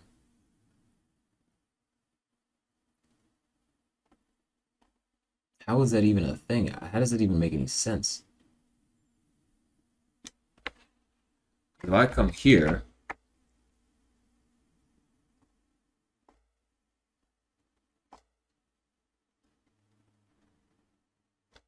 then we fill the order records, and then it doesn't return anything though.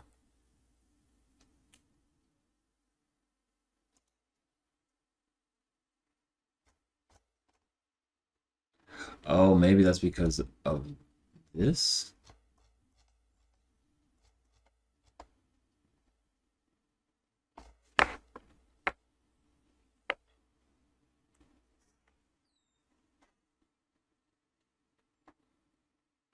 I just don't understand.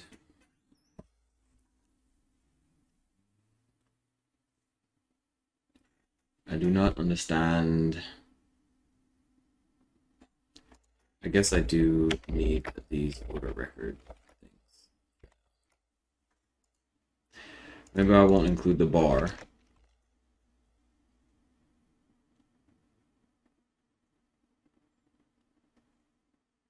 And I don't have to include indicator counter settings.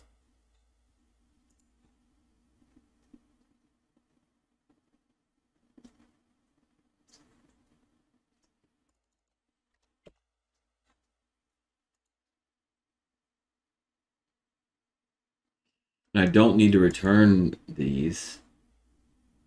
So the only things that I would need to return that are different are going to be this.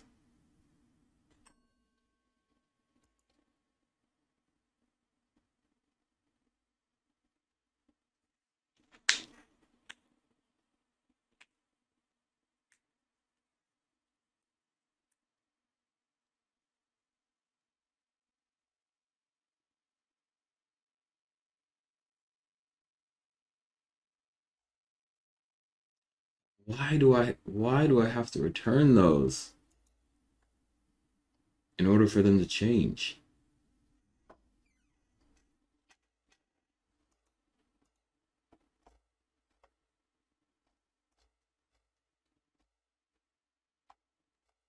Man, I wish I knew more about programming. Anyways, let's stop with the bullshit. Let's just move forward. So for here we need the bar.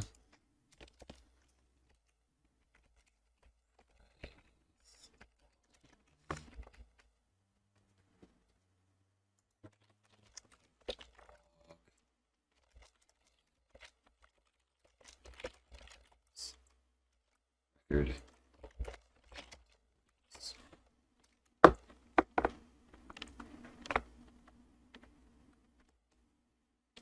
I was going to call it record. And that's what we'll call this.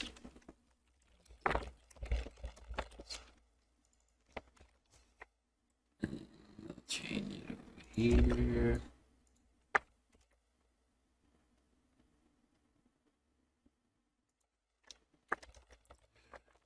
Counters.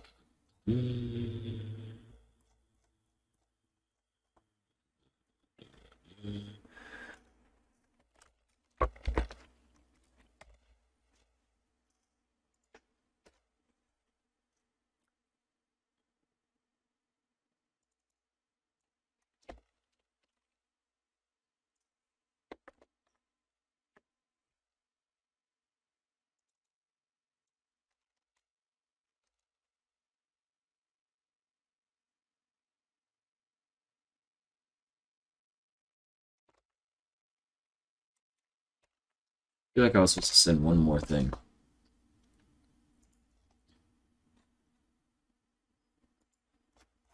Which is way up here.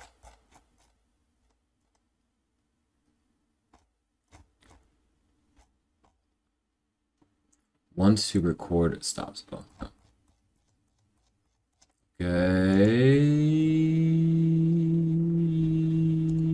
So we're here. So we got the price, the bar, the column, this, the that, this. So we'll get this. So order result.status equals filled. Then we'll do bar column. Oh shit. Oh, we have that. Okay. Indicator settings, order count. So this would be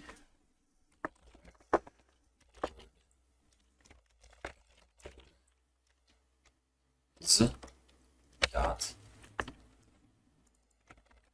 record counters, order records, order settings counter. Then we have the price, size value, like this.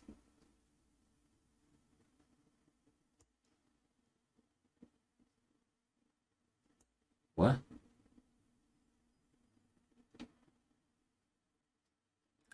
Oh, no, wait a minute. Oh, I do need to send that.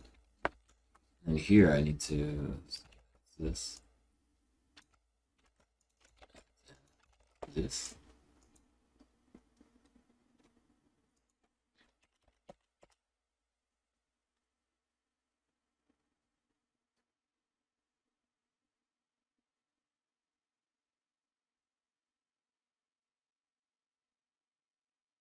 Oh, I guess I would need to have this be else.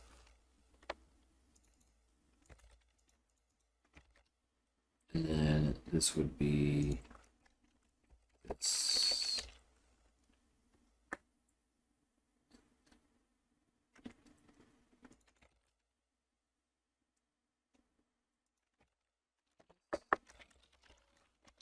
D.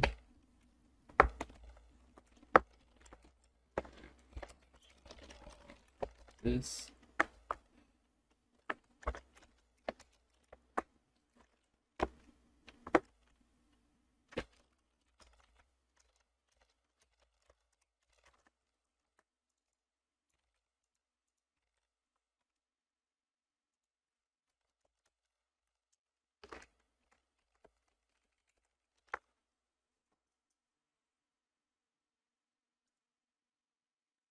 What? Log new plus equals this.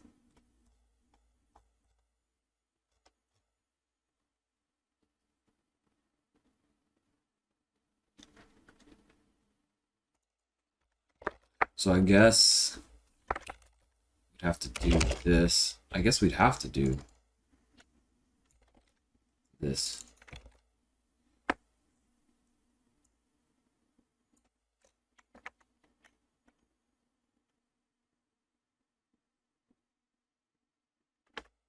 Wait, what? Wait, what? Okay, so apparently I am done with this process order in B. Hmm.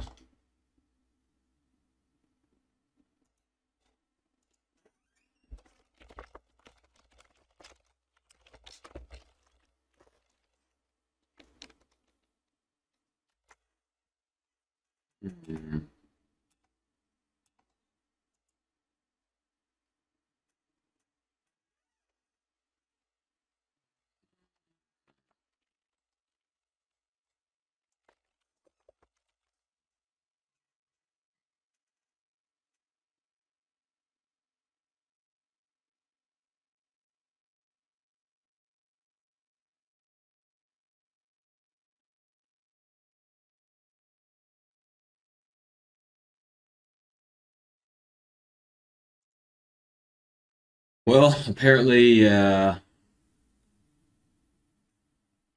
put in cache. Wait a minute.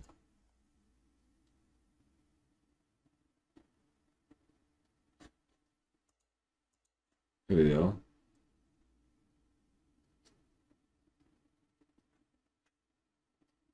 Override the location of the cache directory. If defined, this should be a valid path.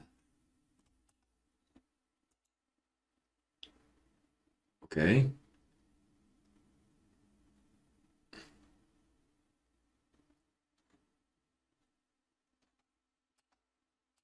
What did I do wrong?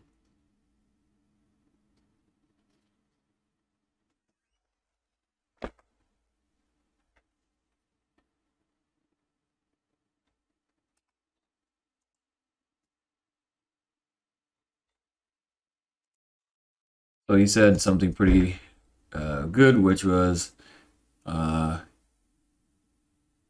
good practice is to invalidate the cache every time you change the code, and also disable caching for the entire time of the development of the function and only turn it on when the function is ready to go. So how the fuck do I turn it off?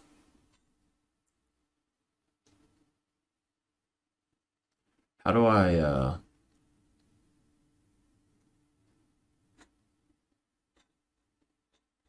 well, let's see here. I restart this and I run everything. Do we have anything show up in the folder? Cache. Oh, we do have some. Okay. But this is what I want to do. Move. So I have found that if I add this, then what will happen is if I run this, we will see that inside of tests, there should be, what?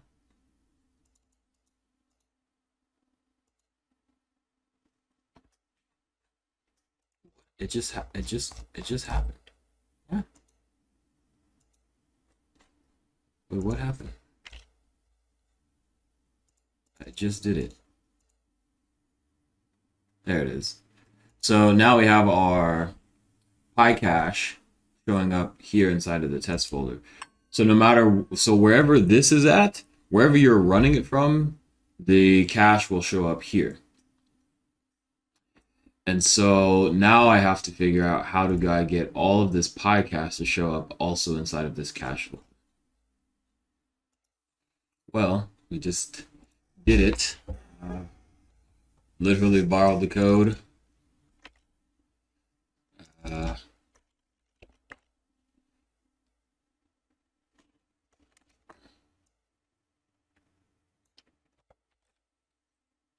guess here.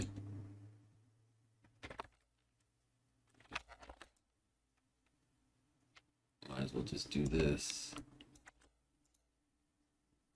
For P in this. Delete this. Oops.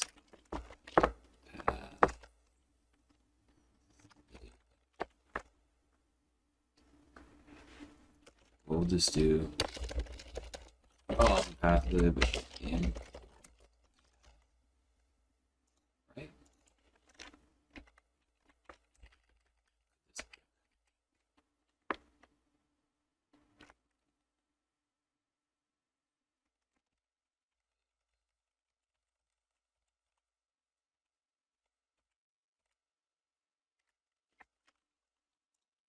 The delete directory is calling itself. That's interesting. Okay. Well, whatever.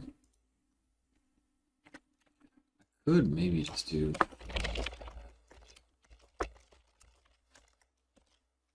path. Let's see what happens here.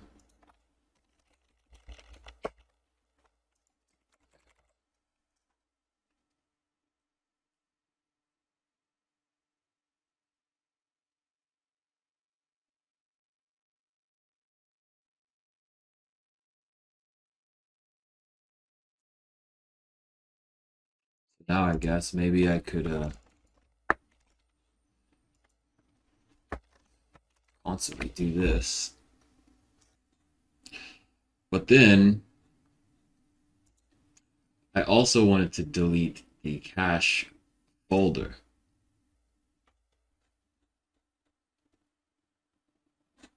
So I don't even know how, like, how do you even turn off?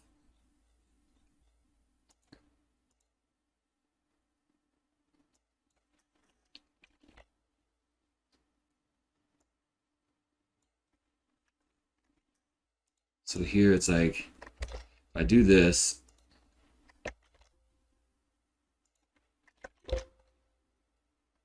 and I do this,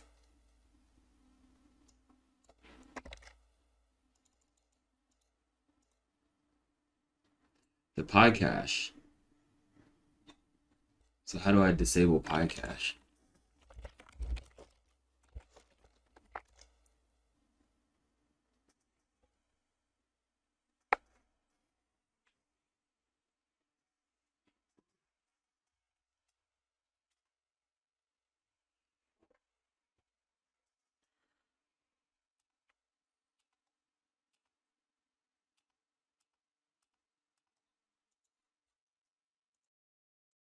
All right, I somehow was able to figure out how to make this happen.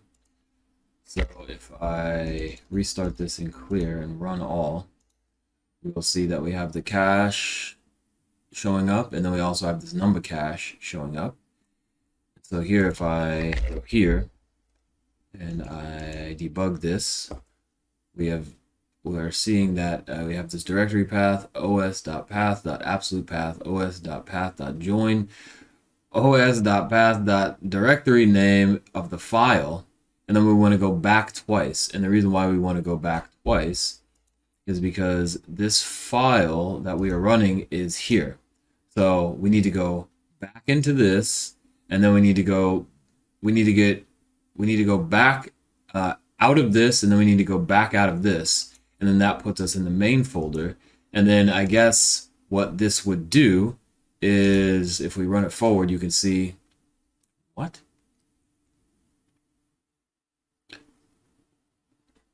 Somehow it already knows where number cache is, and we run it and it'll delete the directory. So here it'll delete the directory. It knows, somehow it already knows. I don't know how it knows that. But then we run it forward. I don't know why that takes so long.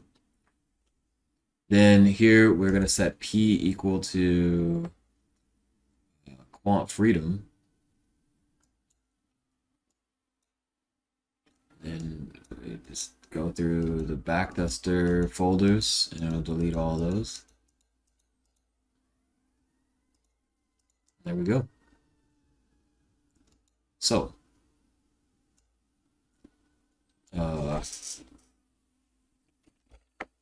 here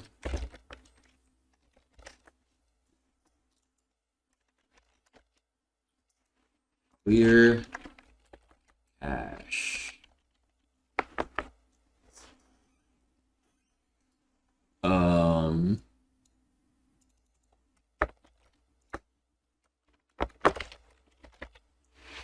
Okay. I don't know what this is.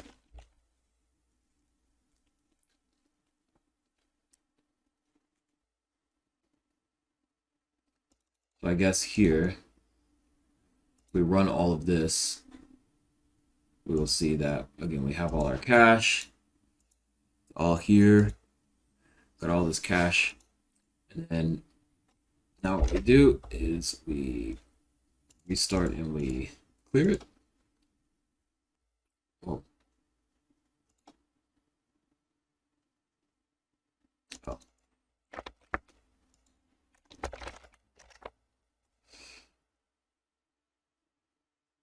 Oh. I've got to change this to clear cache. I've got to go here, clear cache.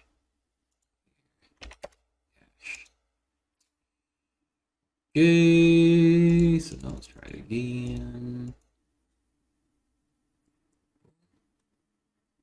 We deleted it all. Wait, what? Why is no cache still here? Why is numba? There it is. There it goes. What? Oh. That's because I did not disable it. So we went through and we actually ran the code here. So if I do this,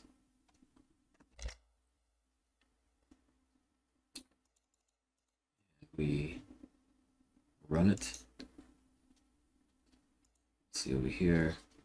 So we deleted all the cache and we did not keep any number cache either.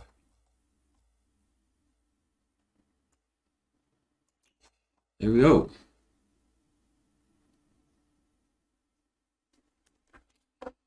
So,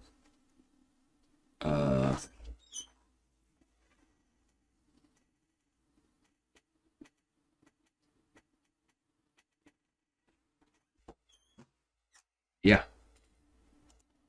So I went through a whole shit show with Brandon trying to install this thing because I forgot in the main, I forgot to put this init file, and then I put the init file, but I forgot to put the T after it. And then I figured that out, and then boom. So now it works, but now he has to install ta-lib, which over here we have this. So that means that I need to go over to the dev and go to the mk docs over here and getting started, installation, then install ta-lib.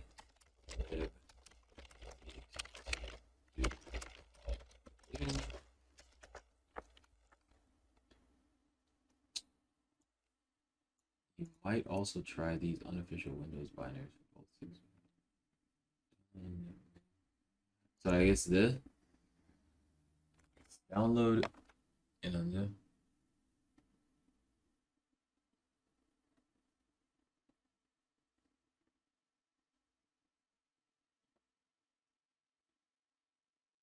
I guess maybe you just need to do this.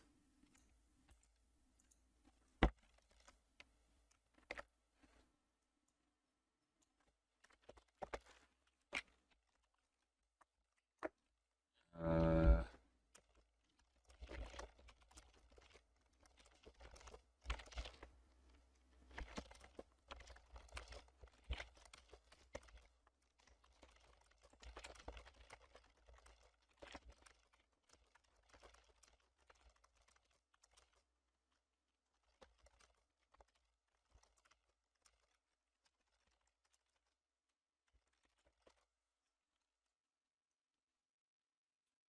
so we have this.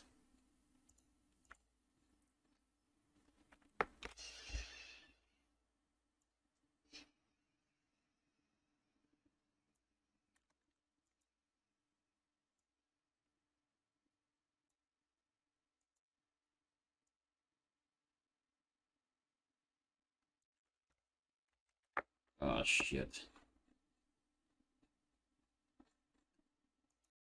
All right, so we fixed a lot of problems that Brandon had, and it's up and running. I went through and I changed a bunch of stuff in the this thing. So we have the release notes. We've got the installation part with how to install ta-lib, and we have this API.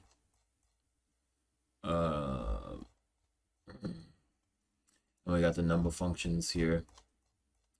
Wait, why does it only have?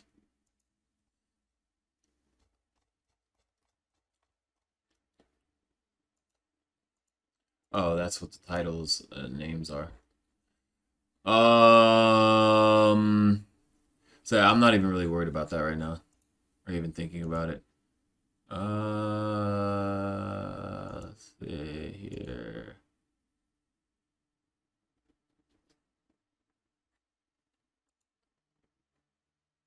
Mm.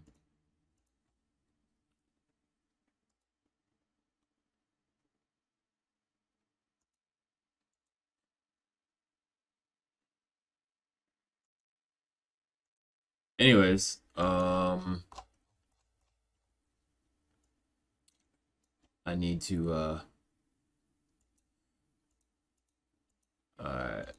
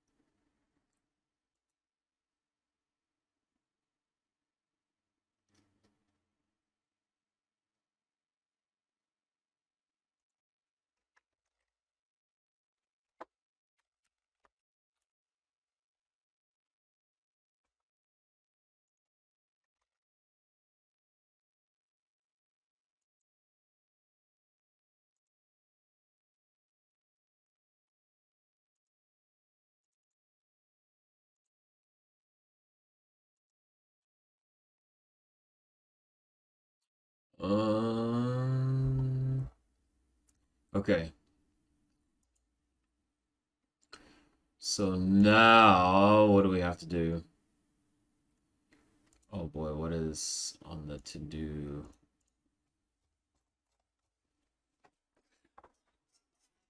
Oh.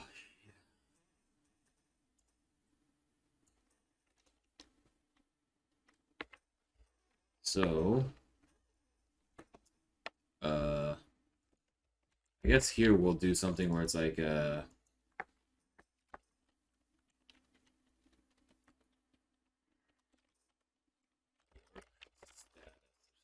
I don't know what I'm gonna call this.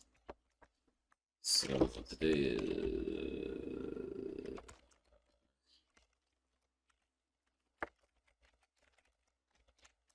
So I finished. Added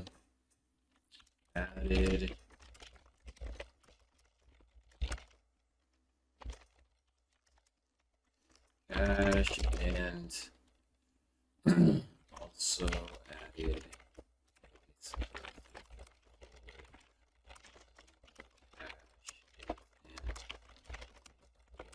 cache deletes cache. So did that. So the to-do list here.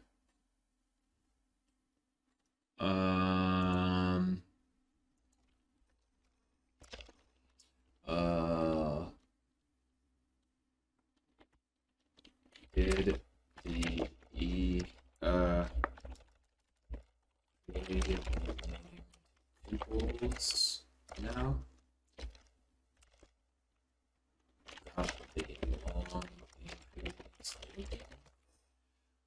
Okay, what else did we do? I'm not even gonna say anything about the docs. Oh yeah. It's the main branch.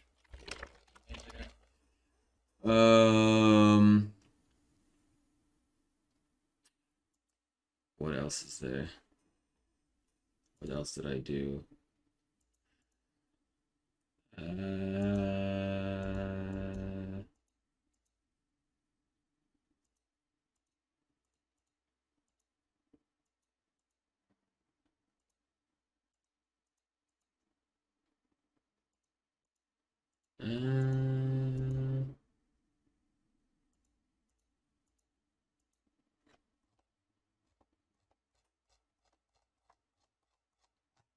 Yeah. What is this?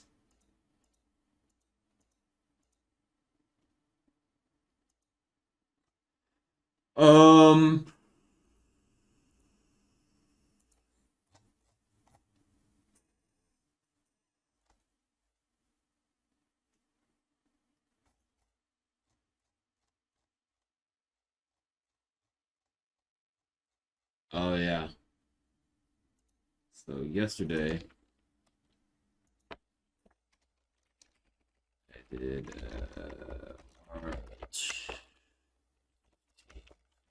okay. We did the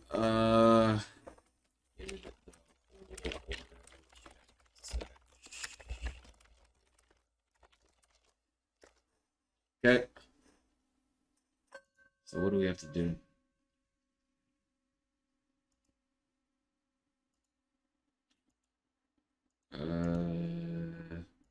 What?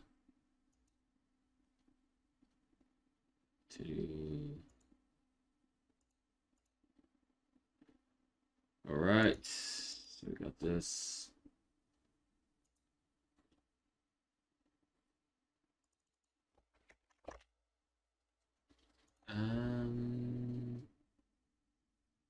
Make sure you check size value to max and min size. Okay.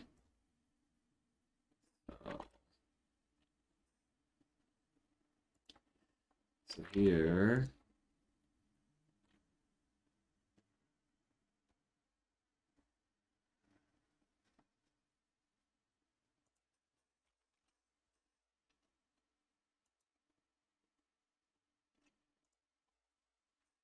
If size value less than 1,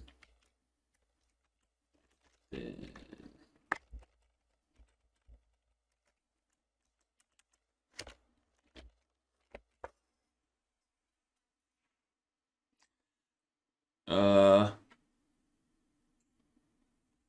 screw all this. I gotta go outside. All right, so we just got done cleaning up the log fill order and log records. So here we have the bar, the indicator settings counter. I got rid of some things like column and stuff. We don't need that because column is the same exact thing as indicator settings counter. changed up a couple of these words here. Here, log records, got all that. I also decided that instead of importing everything, I'll just start doing it like this.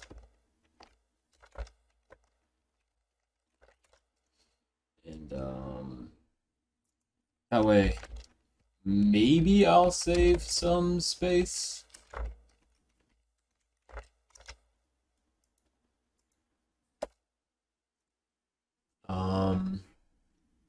There's that. We cleaned up the buy section, so we added the. Oh shit! I gotta do this. So somewhere. Oh well.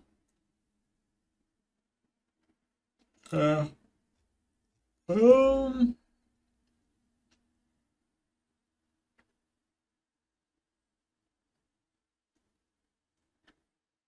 Oh well, this doesn't matter.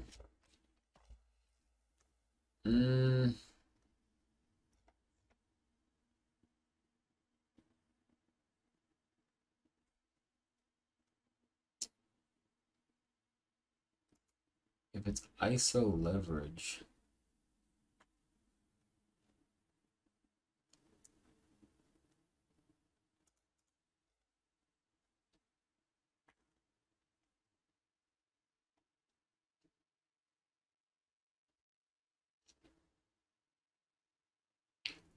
I feel like I need this leverage auto new thing.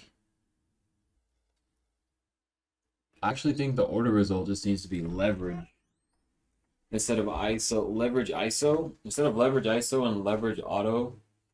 It just needs to be leverage. But I'm not even reporting leverage anywhere.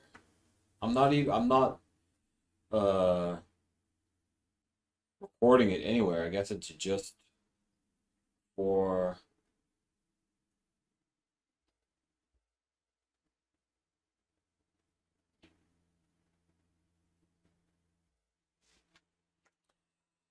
Uh.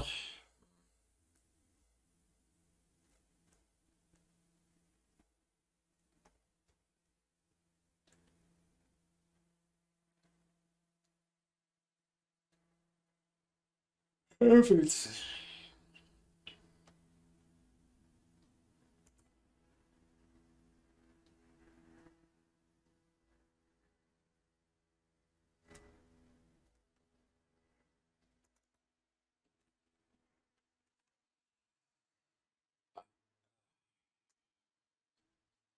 I mean, all leverage is gonna do is influence the cash borrowed and cash used.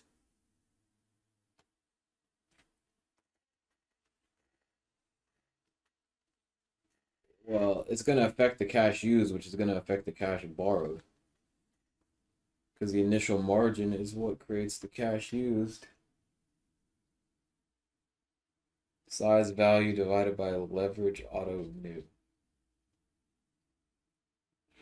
I think if I just set leverage equal to. Oh shit. Well, no, I couldn't do that. If I. Oh shit. How many leverage modes do I have? I only have two.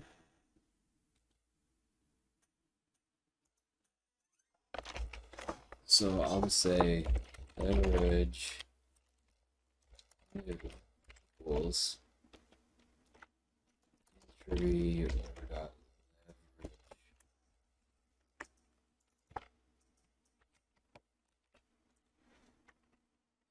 so leverage ISO is gonna equal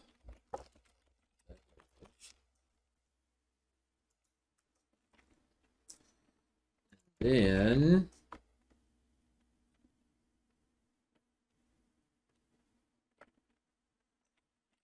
leverage auto is going to equal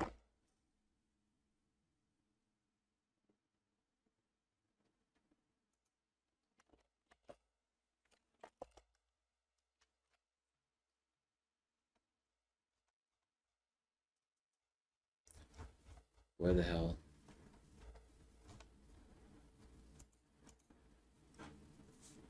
Leverage auto new.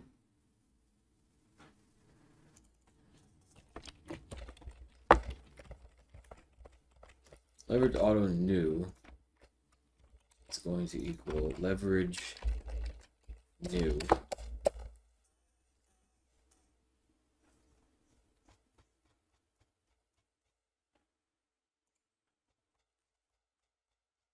And then leverage new equals entry order. So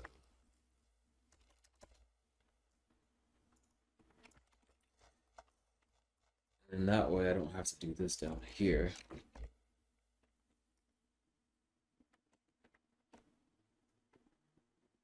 And then leverage auto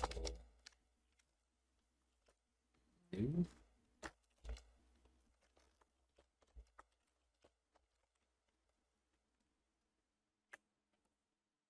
It's just leverage new.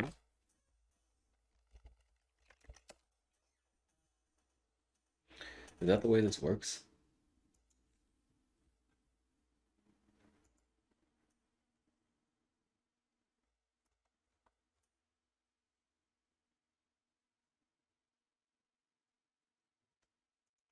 This will just be leverage equals leverage new.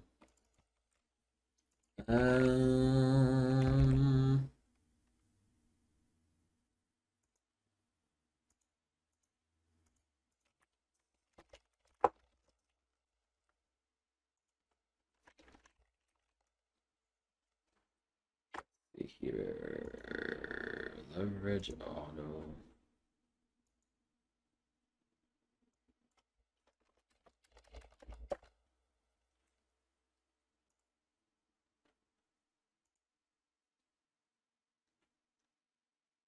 Leverage. Oh, wait a minute. Oh boy. Leverage ISO. It's just going to equal leverage.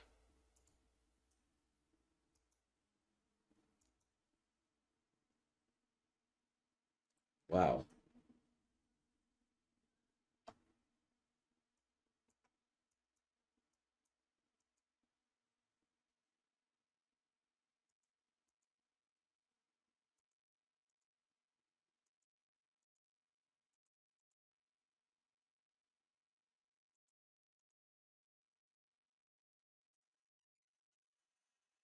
Okay. And then the default for leverage.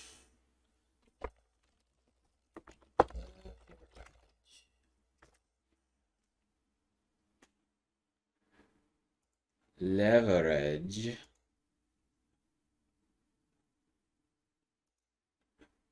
is nan. I know these nans are gonna fuck me up somewhere. They're gonna mess me up somewhere.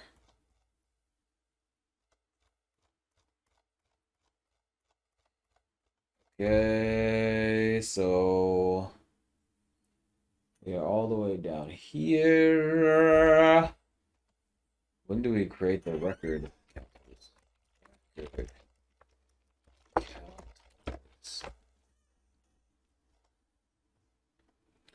When do we create the record counters? Record counters.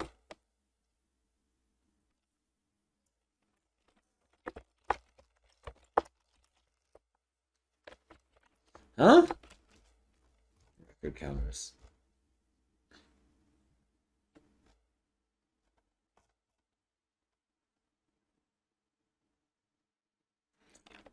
I don't have any record counters, but yet I'm sending record counters? Okay. Because that makes sense.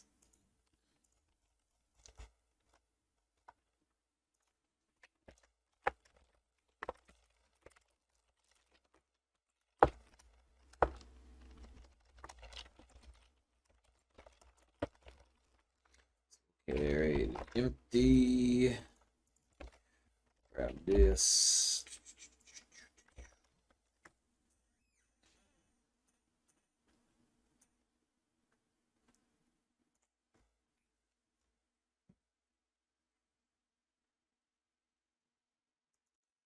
One to record stop logs. Okay, so we need to come all the way down here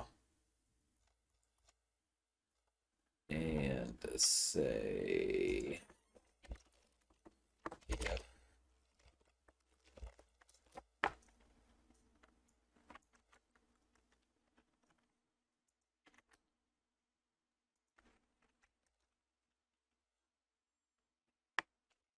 Order records.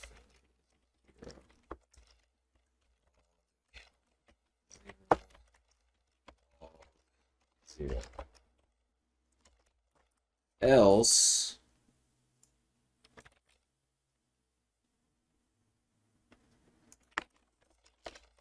else,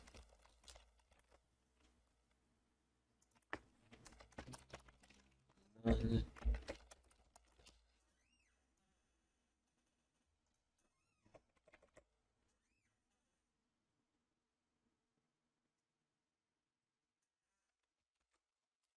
Then we need to come all the way down here and do this.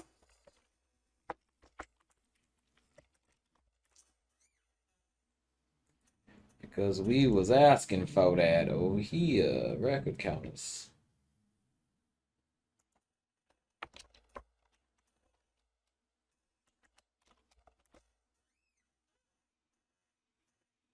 I'm good, I'm good, I'm good, I'm good, I'm good, I'm good. Oh, wait a minute.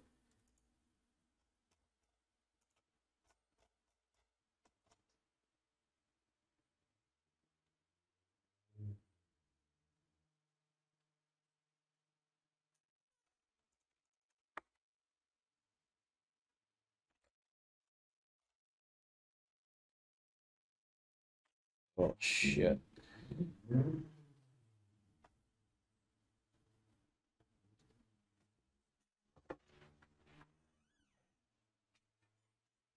I guess I'd have to have a check here, because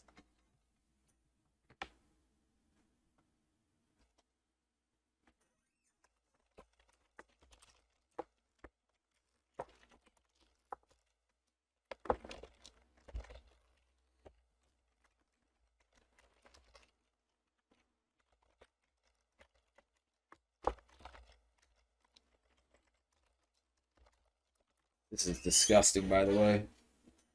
To check this every single time. I guess I have no choice if we want to restart the temporary logs.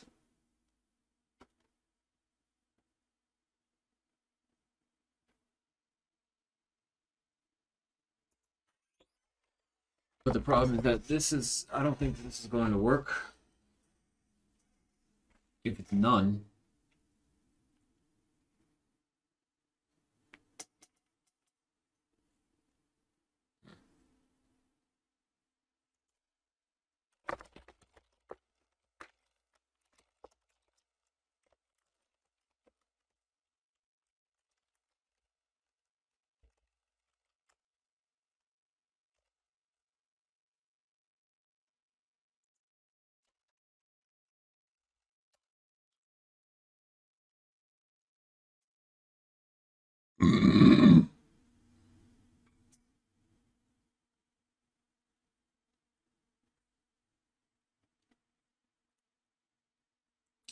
wasn't there something that needed to be reset every time?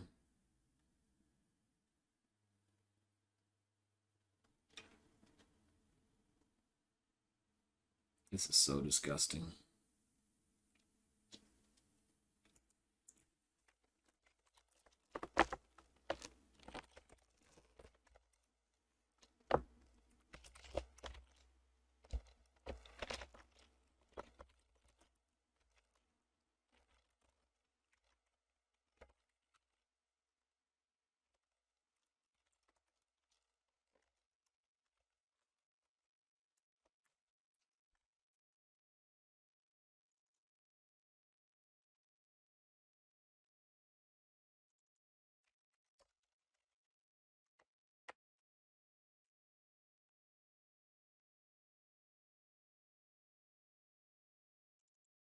Word count ID.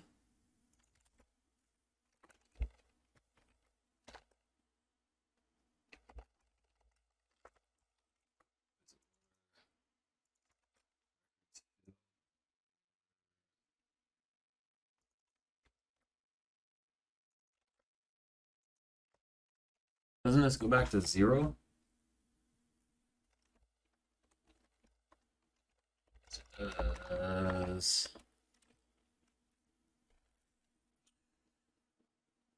Fuck, Mike.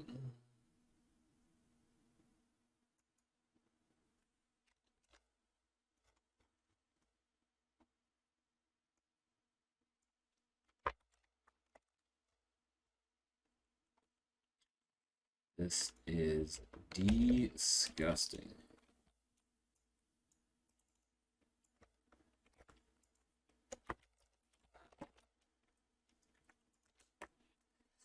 This is disgusting.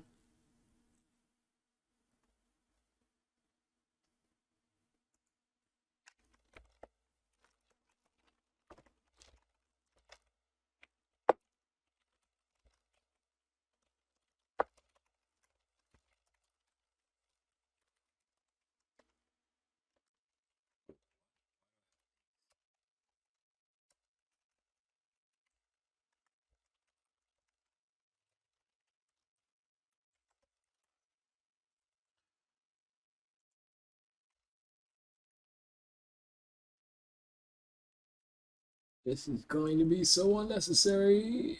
This check right here. Every single time.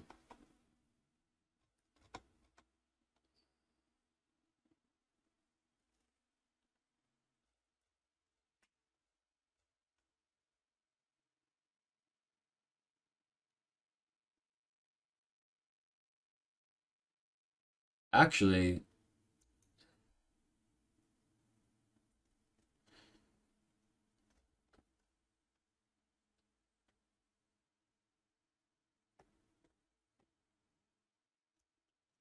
I guess I would just have to keep all of this stuff.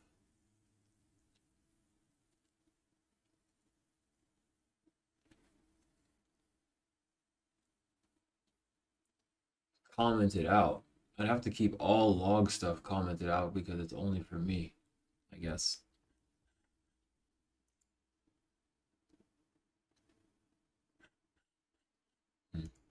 Whatever. Account state dot available balance.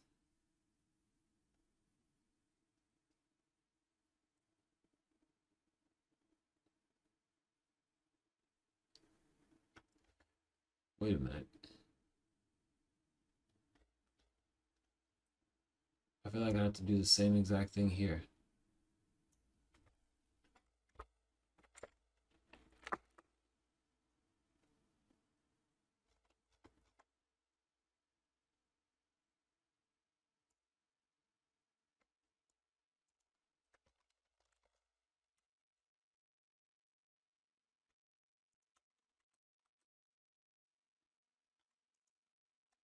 This and this.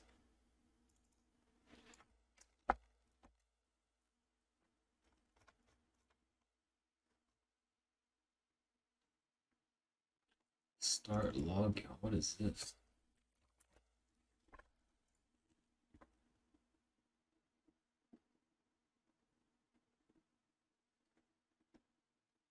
Oh.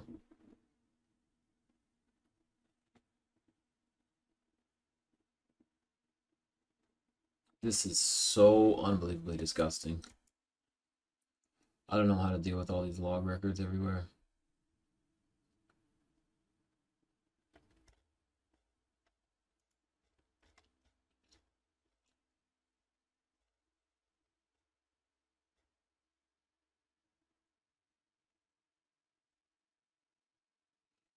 I think what I do is I just set all of the log stuff to none.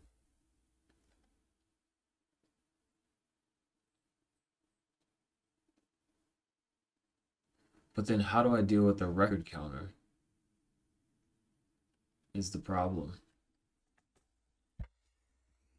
I guess maybe I have to get rid of the record counter because you can't have, you'd have to have these checks every single time in order to deal with this record counter shit.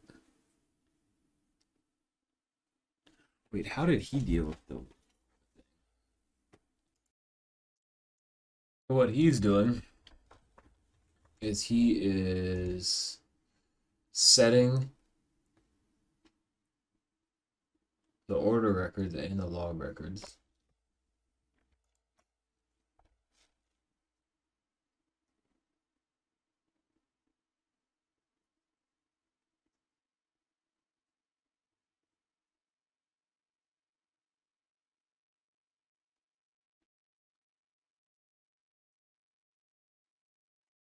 Then after that, you set your log records order index.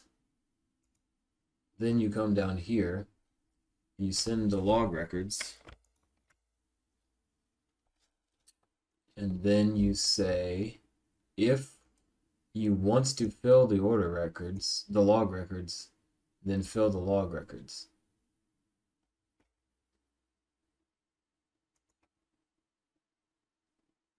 So this is always going to be 0. But then how the hell does he do it in the other one? Anyways, I'm starting to get too tired. So, what does that mean? What does that mean? So, for tomorrow,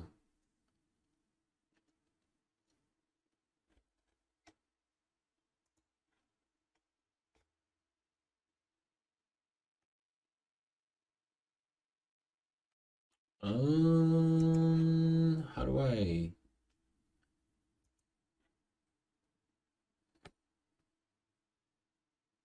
do I keep a list of things to do?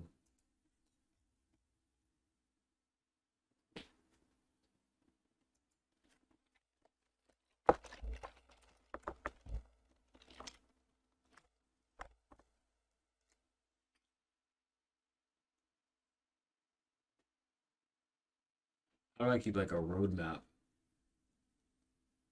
So,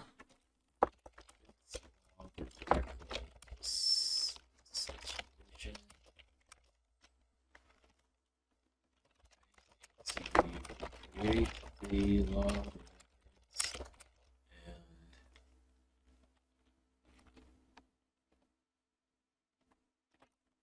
create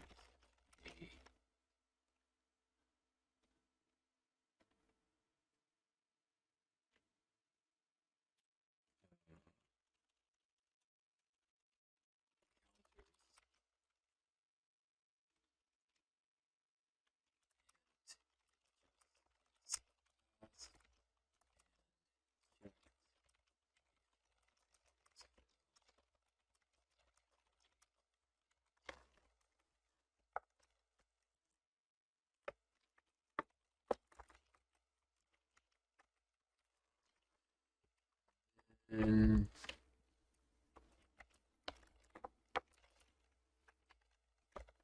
next one.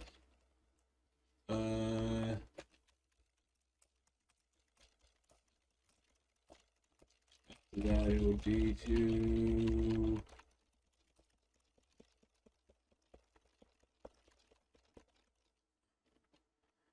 work on check stop losses.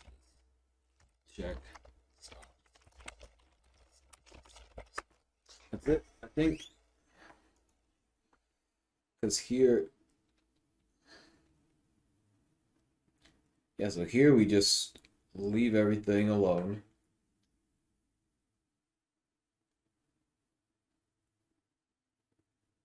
And the record counter just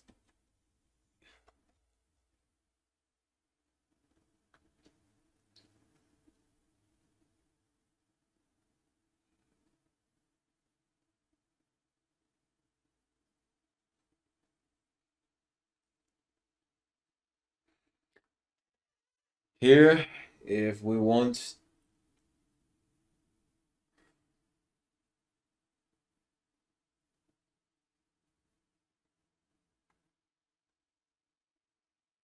I'm kind of wondering if this temporary log records thing is even necessary.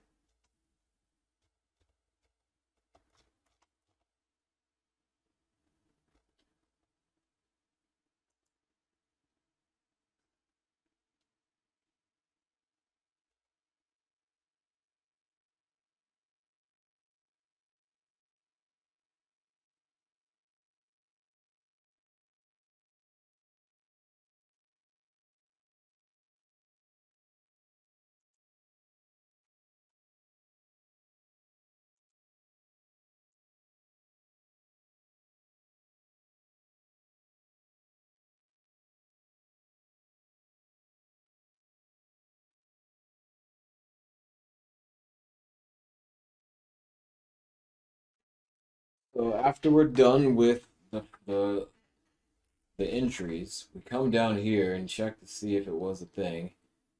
If it's not, then we go back up.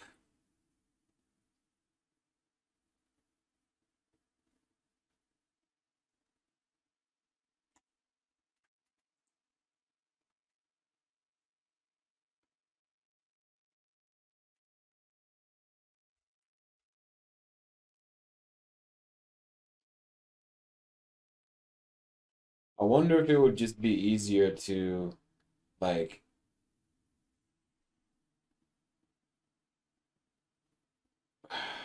well, I mean, we would fill the order records and then we would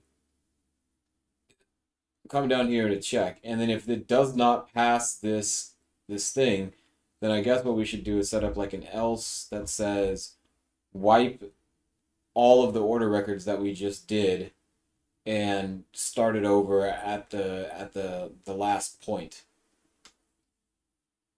And so I guess you would just wipe it with zeros or something, like fill the whole thing with zeros.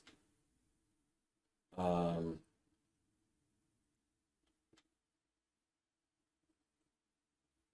or maybe you fill the whole thing with the mp.nans or something instead of having a temporary order records that gets wiped.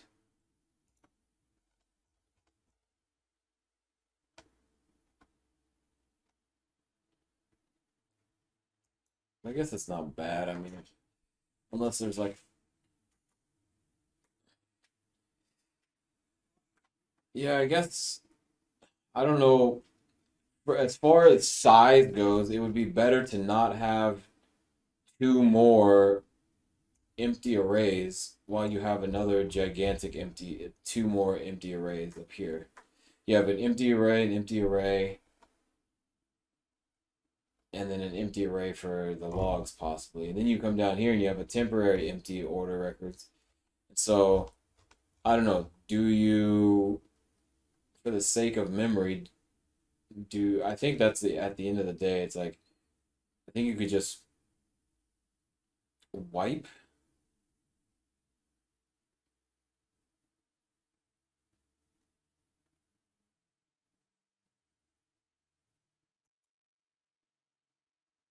Because you have a start end end order count.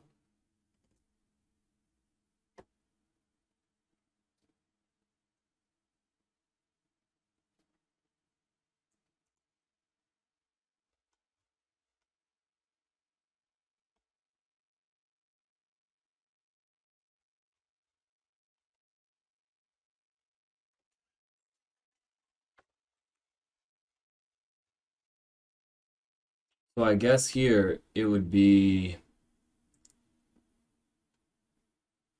here, and then it's like else the how would you keep track of? I guess you'd have to have like an old end order count and a new end order count and an old start order count and a new start order count because here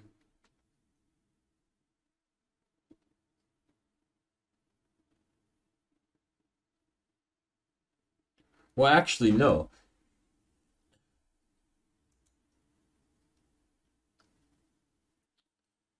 If nothing happens, then we just set we don't even do anything to the start and end. end order counts. They only change here.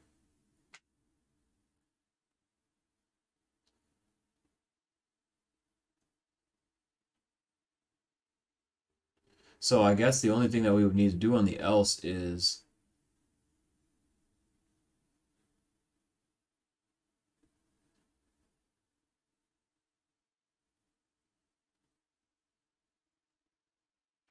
so how would we, I guess the else would be order records this equals 0. So we would just put zeros in all of these rows and then go back to the beginning and start again. Or np.nands for all of those. So if it doesn't match this, then order records this equals np.nan. So we're filling all of that with np.nan. And then we go back up as if nothing ever happened, instead of creating the temporary order records. So I think that is the way to go, instead of creating temporary order records. So we will say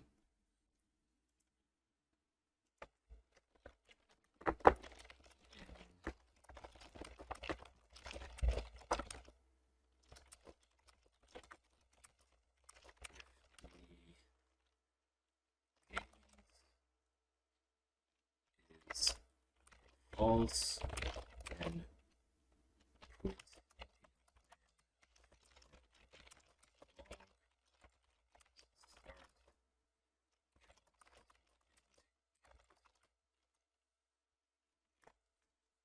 that should work. Anyways,